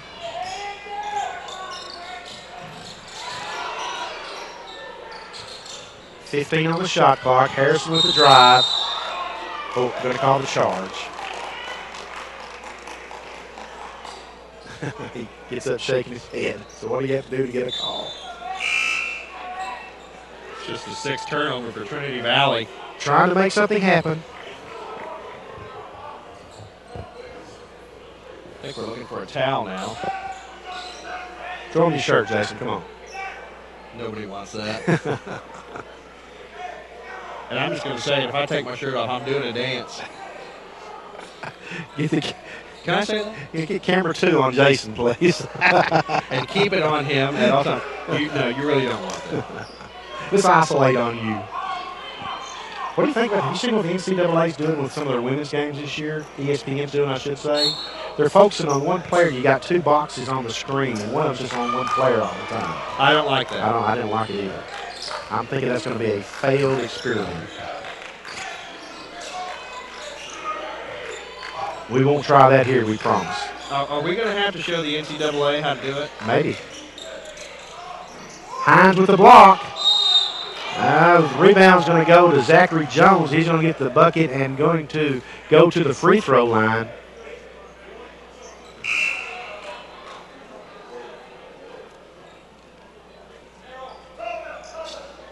And you hear Pat Smith probably in the background calling a timeout. Wants to reset things with his squad now. I mean, they've still got a comfortable 20-point lead, but he may sense that Paris is getting a little bit of momentum here, and he wants to kind of put a damper on that. Yeah, I'm listening to, I'm not focusing much on NCAA right now. I'm a big tournament guy. It's baseball season, baby. Oh, I know it is. I know it is for you. Had a fun little matchup out here last night in Athens between Crossroads softball team and the Athens softball team. Crossroads won 5-1. Game went extra innings, right? It did. It went 9 innings, and there were fans from La Pointe and Brownsburg here that I could tell, and you don't usually see in the parking lot at Pay Kane Field packed, but it was packed. It was hard to find a parking spot.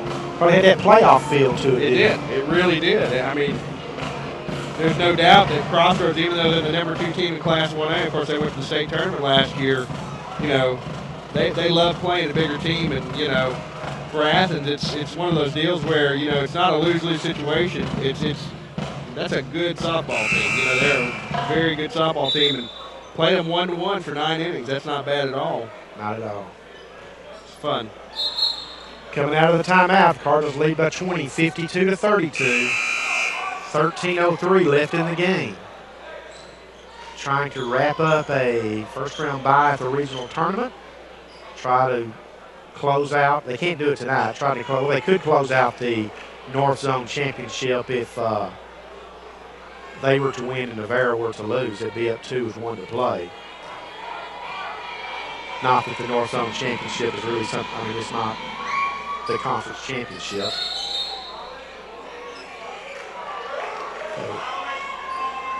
Got a lane violation on D.D. Scarver. Will be an additional free throw.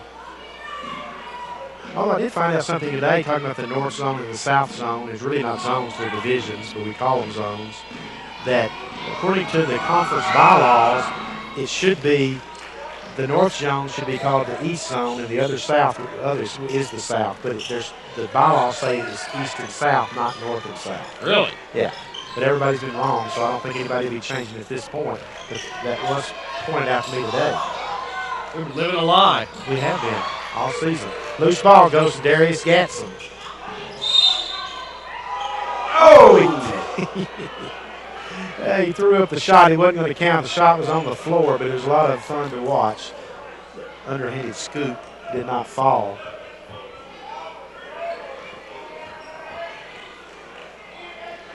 Hard to believe this is the final home game of the 2010-11 season, but that it is. Hines on the inbounds miss.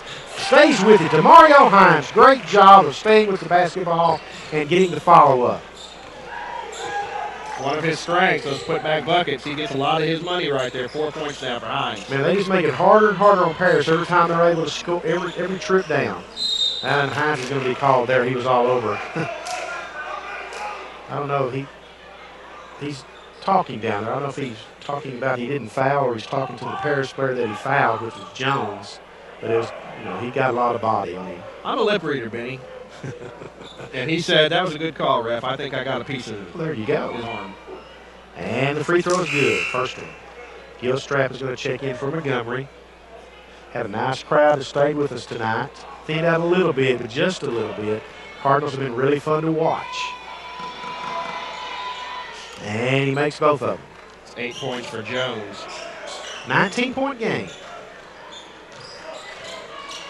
Still comfortable, but you just don't want to let him get within that 13 range. And the next thing you know, well, here's what happens.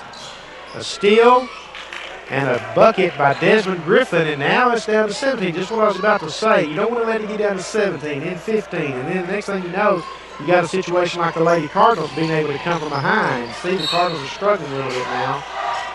Oh, they're going to be calling a foul on Griffin, and Griffin is just, he just doesn't believe it. Official's waiting for somebody to get him the basketball, but he's not going to go after it. I'm also an amateur referee, and that was a foul. Tim Harrison is checking into the game. Chuck Taylor's talking to the official. The official's shaking his head, saying, that's enough. I read lips too.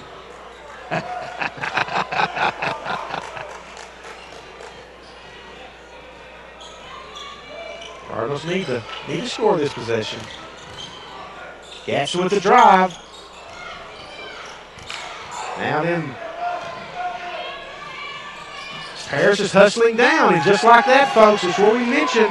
Griffin with the layup. Comes a 15-point game, and with Paris really haven't hit their three-pointers too much tonight, and you know that could be coming, that 15-point lead is going in a hurry, and Harrison's definitely going to be called for the charge there. Harrison, I didn't think there was any question about that one. You feel this one getting tense a little bit, Jason? A little bit. I mean, it was nice when you looked up there, it's what, a 24-point lead? Yeah. And now then it's suddenly down to 15, and there's 11:32 left, and all of a sudden you've got a little stress creeping in on the Cardinal end. Harris is on an 11-2 run. That's somewhat stressful if you're a Trinity Valley partisan. You want to go ahead and take care of business tonight. You don't want to have to go on the road to have to wrap things up Saturday. He stepped out of bounds.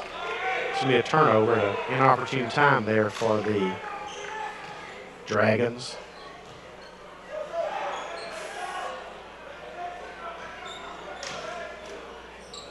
This pressure has really been effective for Paris.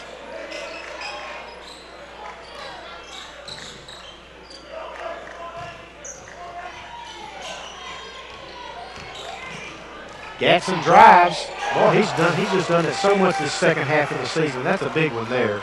Cardinals really needed to get that turned back. Oh, boy, you just knew that Robertson wanted to pull up and pop the three that time. There he goes. He puts it up. You can't keep him down, folks. I mean, I'm just telling you that's going to be a factor here. This is a 14-point Cardinal lead now, and we've still got 10:38 left. This game is well still in hand for Paris, who were down by 24 not that long ago. 24, now it's down to 14. That's his second three-pointer. He got 14 points now, and he's one guy you don't want to beat you.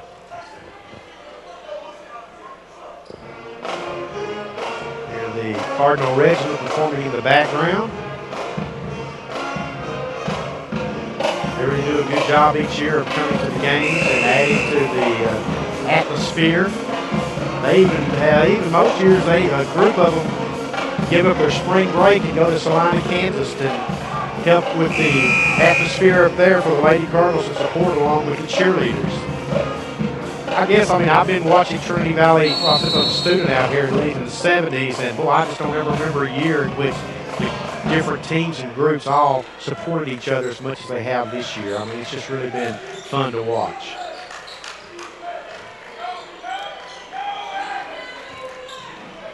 No look pass to Hambe, reverse layup, good.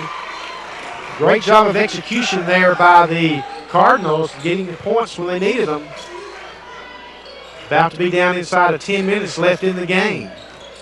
8 points for Hambe now. And now they're going to say the Cardinals got a piece of the ball. It's going to stay with the Dragons, 22 seconds on the shot clock. That clock can't move fast enough for Pat Smith and the Cardinals, who are trying to secure a first-round bye here tonight. Very impressive what Trinity Valley's been able to do. You know, they lose on the road to St. Jack, Navarre, and Paris, and now they're trying to turn around and get that big sweep back. Not that those three games necessarily mean anything on their own, but turnover, steal by Walker. As you see Scarborough wanting the ball across the way for the three-point attempt. Oh, a nice give and go from Hines to Hambe. There's contact, but no call. And this time Gadsden's going to be called for the foul on this end.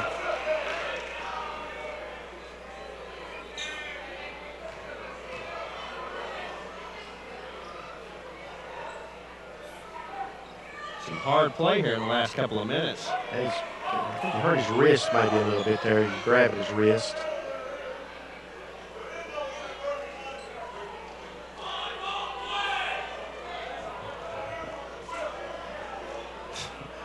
Pat Smith making a point to the officials there. He was just letting him know in case you didn't see it. Down here was a trip. That's going to send Vermal to the free throw line. 16-point Cardinal lead. Free throw, got it. Got a nice bounce there. His first point of the night.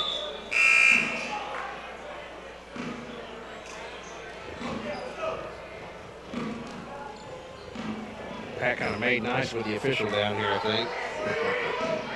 Just said, I respectfully disagree. Got an ulterior motive, I can promise you. And the second free throw is a good rebound control by Hines. Cardinals just need to make the most of every possession. Want to keep Paris at bay. Scarver with a three-pointer.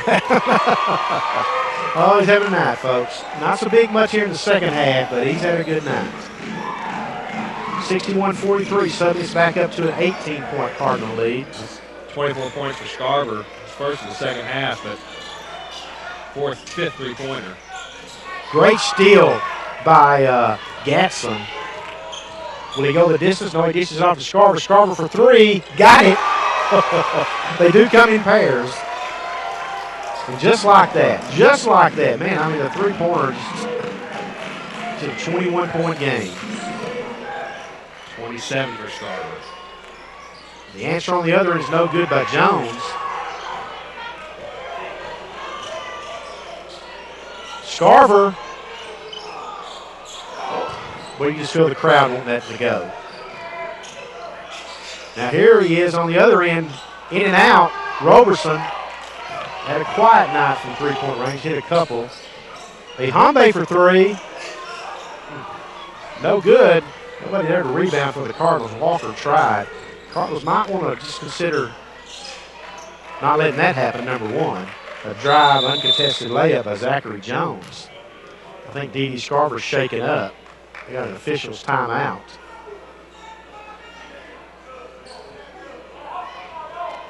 What I was about to say, Jason, trying to say is the Cardinals, I mean, it's nice to pull the trigger on those threes, but it wouldn't be the worst idea in the world to take a little time on the offensive end, too. Yeah, I agree with that. But they're so fun to watch. They really are. And you just keep waiting for the next one to drop, Under 8 minutes left in the game. Cardinals up by 19. Biggest lead tonight, I think, has been 24. 24 with Tim Harrison's three-point play. 14:02 left. Threw it away. That's an unforced error there. So you can't have those. Well, that's just their 10th turnover, Benny, and 6 have come in this half. Turnovers at 19-point leads are a lot better than less than 19 points. Are you telling me to chill? No. Oh, okay. Seemed like you were. No. Just trying to add my brewing expertise here. Three-pointer from the top of the circle. Yes, got it. Ronald McGee. They're not going to go away, folks. I'm telling you, they're a good team. They're a 16-point game now. They are not going to just go away quietly. 13 for McGee. He's been really the dangerous threat. Harrison knocks down about an 18-foot jumper.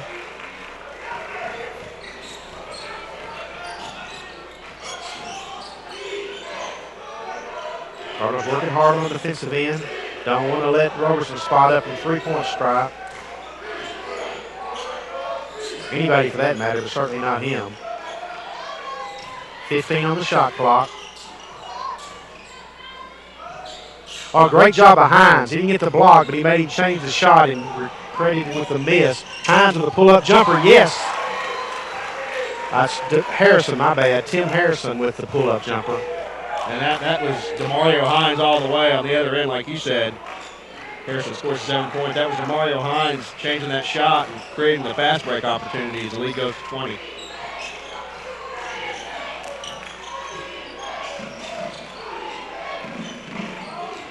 Gatson working against Roberson. Roberson with a nice little pass inside to Hewley. Hewley hits the shot. He's going to be fouled. Going to have a chance at a three-point play. Every time the Cardinals get a little breathing room, Paris is coming back with either a three-point or a three-point play, and that little breathing room that you felt there goes away just a little bit.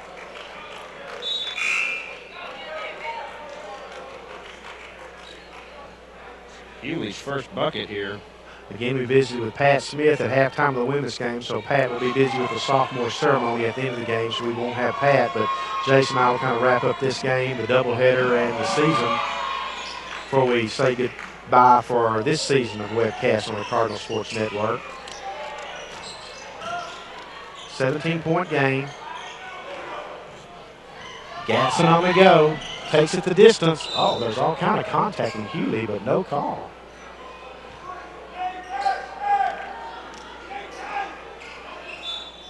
Said I would be supposed the Cardinals burning a little clock. And you didn't want to throw it to Gilstrap, who was down there looking like he wanted it. Harrison for three. Oh, Gilstrap missed his jump. This time his jump there on the tip back. Three-pointer. Boom! They just aren't going to go away. Ronald McGee with the three. 14-point game. 14-point game. 68-54. Cardinals have got to keep scoring. Certainly got to keep defending. Now they're going to burn a little clock here now, but I would like to see that done just a little bit earlier. Gatson for three. No, air ball. See, just like that. You get a bad possession, and all of a sudden now, Paris comes down with a chance of a three-point play to get within 11, and boy, then it is game on then. 5:14 is an eternity in a game that's Cardinals tight. Cardinals done a great job of answering different challenges this year in games, and this may be another one if they don't watch out. They got to not let them shoot the three. There's a man who can do it too. And he knocks it down. And just like that, 11-point game. 24-point lead at one time, down to 11, 4:50 and counting left in the game.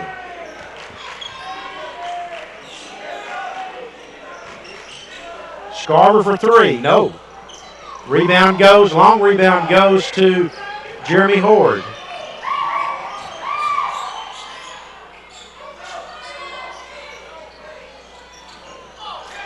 Loose ball goes to Hewley, puts it back and gets it. It's a single-digit lead now. 68-59. Got a full timeout being called by Paris. 68-59. Game on, Jason.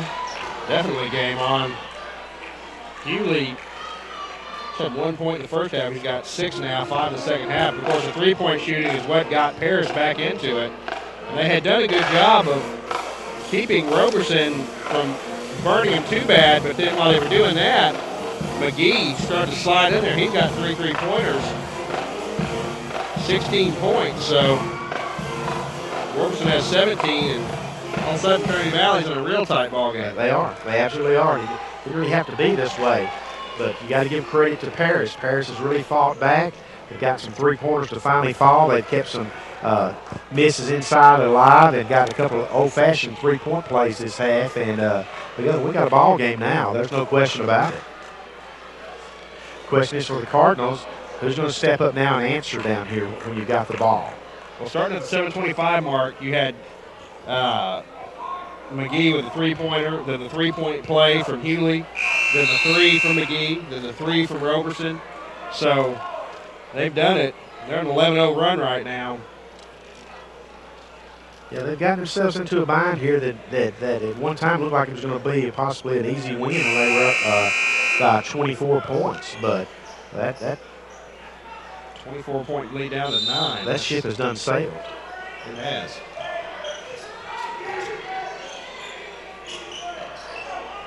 Cardinals working against pressure defense. Just get it across on the 10-second count. Great job by Gatson to split those defenders too, to get across. Ihambi travels.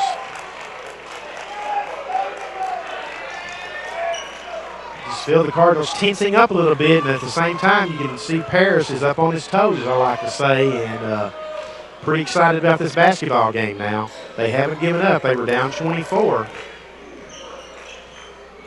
Hewley inside, working against Hines, can't get the fall. Hines tries to grab the rebound, but he goes out of bounds off of Hines. Possession will stay with the Dragons, new 35 on the shot clock. Trinity Valley is flat right now, and you can see it. And Paris is very much energized by being able to take this lead down like they have. Cardinals could use a lift from the crowd at this point. Roberson working against Gatson. Gatson's done a good job of not letting him spot up for the threes. A lot of dribbling going on down there, 20 on the shot clock. This play, the Cardinals don't mind burning some clock. Oh, a great play by Hambe, forcing the turnover. Walker's going to take the distance, a spinning move, and a great job by Roberson of defending the play and not getting called for the foul. Well, that was big. That burned a lot of clock right there. We're down to 3:19 now. Big play by Hambe. It was a big play by Hambe, and Walker couldn't finish it off, but a lot of that goes to the defensive play by the Dragons. Gatson in the corner. Out to Scarver. That's Trinity Valley. I take my time here. Over to Hambe. But you don't have to force up a shot. You want to get that first really good look you got. Great job of give and go. Going to call a charge. Well, calls just aren't going to go the Cardinals' way at this point. Boy, everything's going against them, so they're going to have to really D up down here.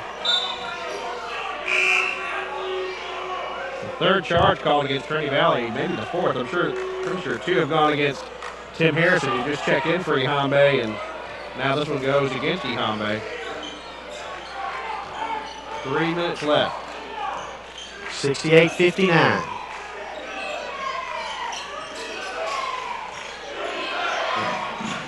Three-possession game the way that Paris shoots three-pointers. There he is, Roberson, folks. I'm telling you, he came into the game with 78, and he can shoot them. So now then all of a sudden it's a 6-point game. Got 9 points in the second half. They're all off three-pointers. Man, you just can't blow a 24-point lead at home. Not saying the Cardinals will, but it would just be devastating to do such. Fouls on Roberson.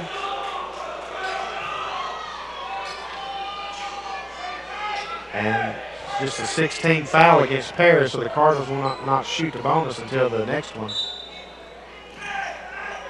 Two-possession game. Scarver, take that. D.D. Scarver, just take that. He's just smiling at him. Big three-pointer, 71-62. Coast to coast, no good. Rebound by Tim Harrison.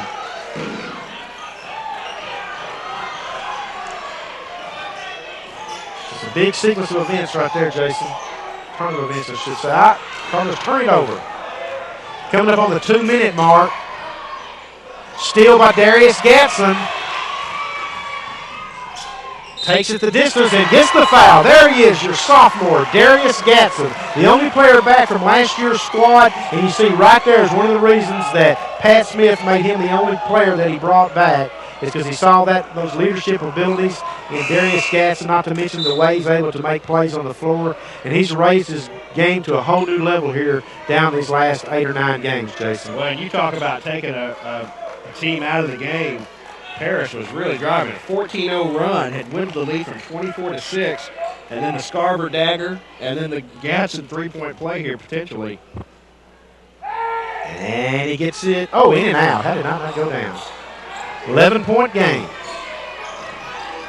6 points for Gatson. He'll stay right there. Three-pointer, Roberson, no good. Rebound Walker, big rebound by Martez Walker.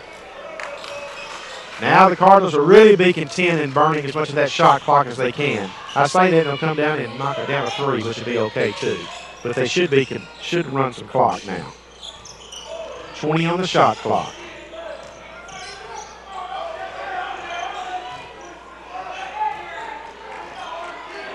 $10 on the shot clock. Long way from the goal.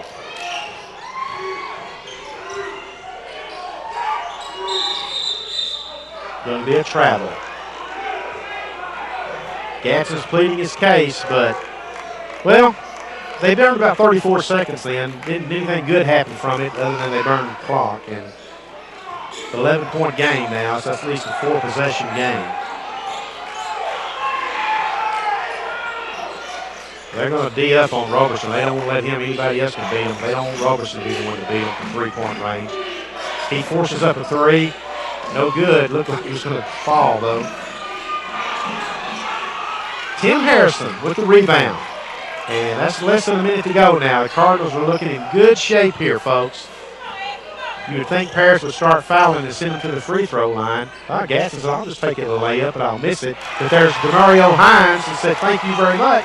I can finish it.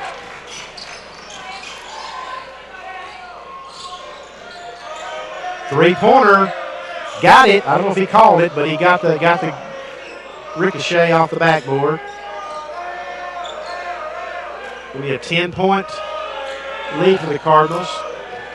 Paris choosing not to foul. It'll be a 10-second count here if they don't watch out. That's what it was. Pat Smith's wondering about that. Why were we so casual there, not try to get the ball across? All right, if you're Paris, you want to hit the quick three. If you don't get a steal, get a foul. You're clinging to hope. There's the three. Did get that one to fall, though. Now that's going to do it. Martez Walker, it's Darius Gasson. Gasson's going to dribble it out. Over to Harrison. And that's going to do it, folks. The Cardinals are going to score a 75-65 victory over Paris. And with that victory, the Cardinals have secured a bye in the first round of the Region 14 Conference Tournament. And if Navarro loses tonight, the Cardinals would wrap up the North Zone title of Region 14 Conference. Just a huge win for the Cardinals. While Jason's kind of totaling the numbers up, I'll tell you now that the Cardinals improved to 24-5 on the season, 13-5 in the conference.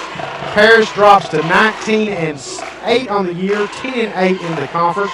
The Cardinals close out conference play Saturday in Carthage against Panola at 4 p.m. Again, we haven't heard a final on the San Jac and Navarro game. But it really doesn't matter. I mean, the Cardinals are going to get a bye. They can be the number one seed still potentially, but most likely will be the number 2 seed, and that draws with it a first-round bye. And I think their first-round game, if they're the number 2 seed, will be at probably 6 o'clock on Saturday. So the Cardinals get all of next week off would be just be huge. It's just going to be huge to have that much time off.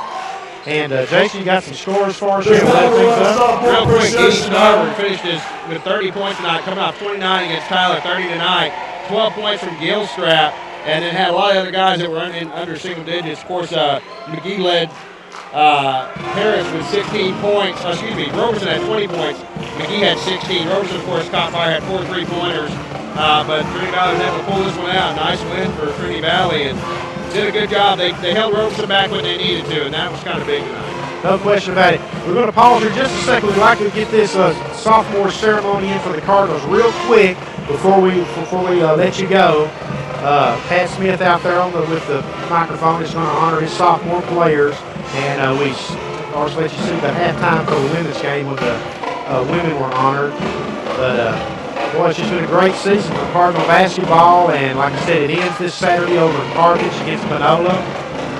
They'll finally be playing Panola. I've been calling Paris Panola about half the night. I apologize for that.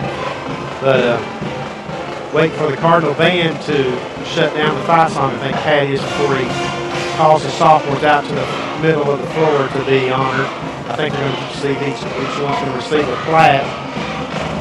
So Pat Smith, athletic director, head men's basketball coach, his 5th year as head men's basketball coach here at Trinity Valley, and now he's got the floor. At this time, we'd like to honor our sophomores who played their last game, TDCC. Maybe more than you all than myself. Excuse me, please. I hope you all enjoyed watching this team play. With the win tonight, thank you. We improved to 16-1 at home this year, 24-5 overall, and we sold up no worse than the Coach Championship in the North Zone, which is the first championship the Trinity Valley's had since '95. In the conference. And I think what makes me real proud of this team is how hard they fought all year. And I think they've been a joy for me to watch. They haven't always been a joy for me to watch, but they've been a joy for me to coach. I'd like to honor 5 very special young men. And you know, one of the sad things about junior college basketball, you only get to see them for 2 years, and actually 4 of our players were transfers. They were only here for 1 year. We have from Chicago, Illinois, a young man I'm very proud of. He had a great season for us. He started at the 4 spot for us. He's really come a long way. He's given us a lot of toughness. I never thought I would say that, but he has given us a lot of toughness, a lot of heart. And I'll tell you what, every now and then a real timely 3-pointer. From Chicago, Illinois, Doug Montgomery. Doug Montgomery, one of the Cardinals sophomore transfers this year. As we mentioned, Darius Gatson is the only sophomore on the team that played here last year. Doug also had a 3.79 GPA first semester. Something very proud of. 3.79. Now, if we can just get his rebound average to that, we'll be okay. Okay, I'll tell you what. We picked up this young man real late, and I'm glad we picked him up. He's been just a special player for us. He's played hurt all year. Had some serious injuries, but he just comes out every day. He's a warrior for us. He's from Los Angeles, California. I only wish I could have coached him 2 years. Very key to our offense, a great leader, Martez Walker.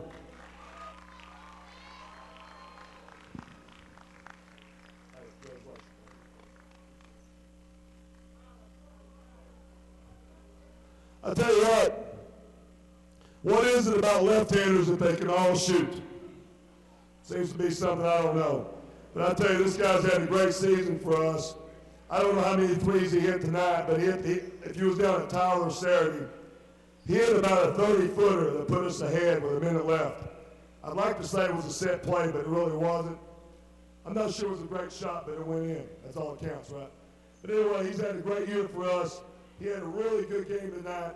Tremendous young man. Also had around a 3.8 GPA first semester from Atlanta, Georgia, Aaron Gilstrap. Well, Aaron Gilstrap has really come on for the Cardinals down the stretch, as we mentioned, and another transfer. Well, the Cardinals really hit on the transfers this year, Jason. They sure did. These guys are all key, have made key contributions. I tell you what, I wish I had these guys for 2 years. We got these first 4 transfers. We picked this young man up late. He's been recruited by numerous Division I schools. He's been a force for us all year long inside. He's been a warrior on the glass. I don't know how many shots he's blocked for the year, but it's right around 3.5 per game. He is the anchor of our defense, and he also is probably one of the best offensive rebounders I've coached in 28 years. We're very fortunate this year to have had Demario Hines from Cleveland, Ohio. From the start this year, just been one of the key members of the Cardinal basketball team. One of 4 Cardinal transfers. Last but not least, I don't know about you all, but I've enjoyed watching Darius Gatson play for 2 years. He's I never thought he'd start the game for us. I just thought he was a nice kid. I didn't know he was such a good player. But I'll tell you what, I've coached 3 junior college All-Americans first team at point guard. They've not done any more for their teams than he's done for ours. He's currently won 48 games here in 2 years, being recruited by a lot of Division I schools, on course to graduate on time, all that good stuff. But beyond that, he's been the leader of this team. And I just hope I get a chance to coach him about 8 to 10 more games. From Houston, Texas, Darius Gatson. Darius Gatson, only sophomore back from last year's team, and just a team captain without question, Jason. Again, like we said over the broadcast, not sure what they would have done without Give him. these young men again a round So of there's your applause. Cardinal We're sophomores proud. for this year. A very nice We're ceremony all after the game. going The Cardinals win 75-65. They completed the Congratulations to our doubleheader girls sweep team tonight tonight for for their Trinity win. Valley. We will both start regional play next week. We know now we're playing on Saturday, and I'm looking forward to it. We don't know how Navarro and Sanjak did tonight, but we know that we took care of business, and we look forward to seeing you at UT Tyler. Thanks for all your support this year, and we will see So that's you going to later. wrap it up Thank there, y'all. folks. So again, the women tonight won in comeback fashion 53-36. The men won from start to finish basically 75-65 over Paris to wind up as to get a first-round bye in the regional tournament. It's been a great season. We thank you all so much for joining us on the Cardinal Sports Network this year. Again, we'd love to hear from you, your thoughts on the season and everything. CSN at tvcc.edu. Folks, as we close out tonight, you're going to see scroll down all the folks that are responsible for putting this on each week when we've come to you on the internet.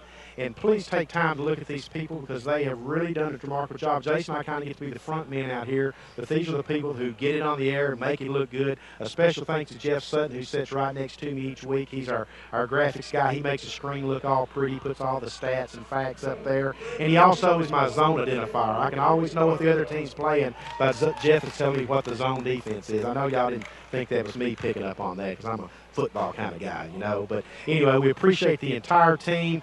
Seriously, check out all the names as they scroll across your screen. And if you write us, tell us what a great job those folks did with the cameras and the graphics and just the whole shooting match.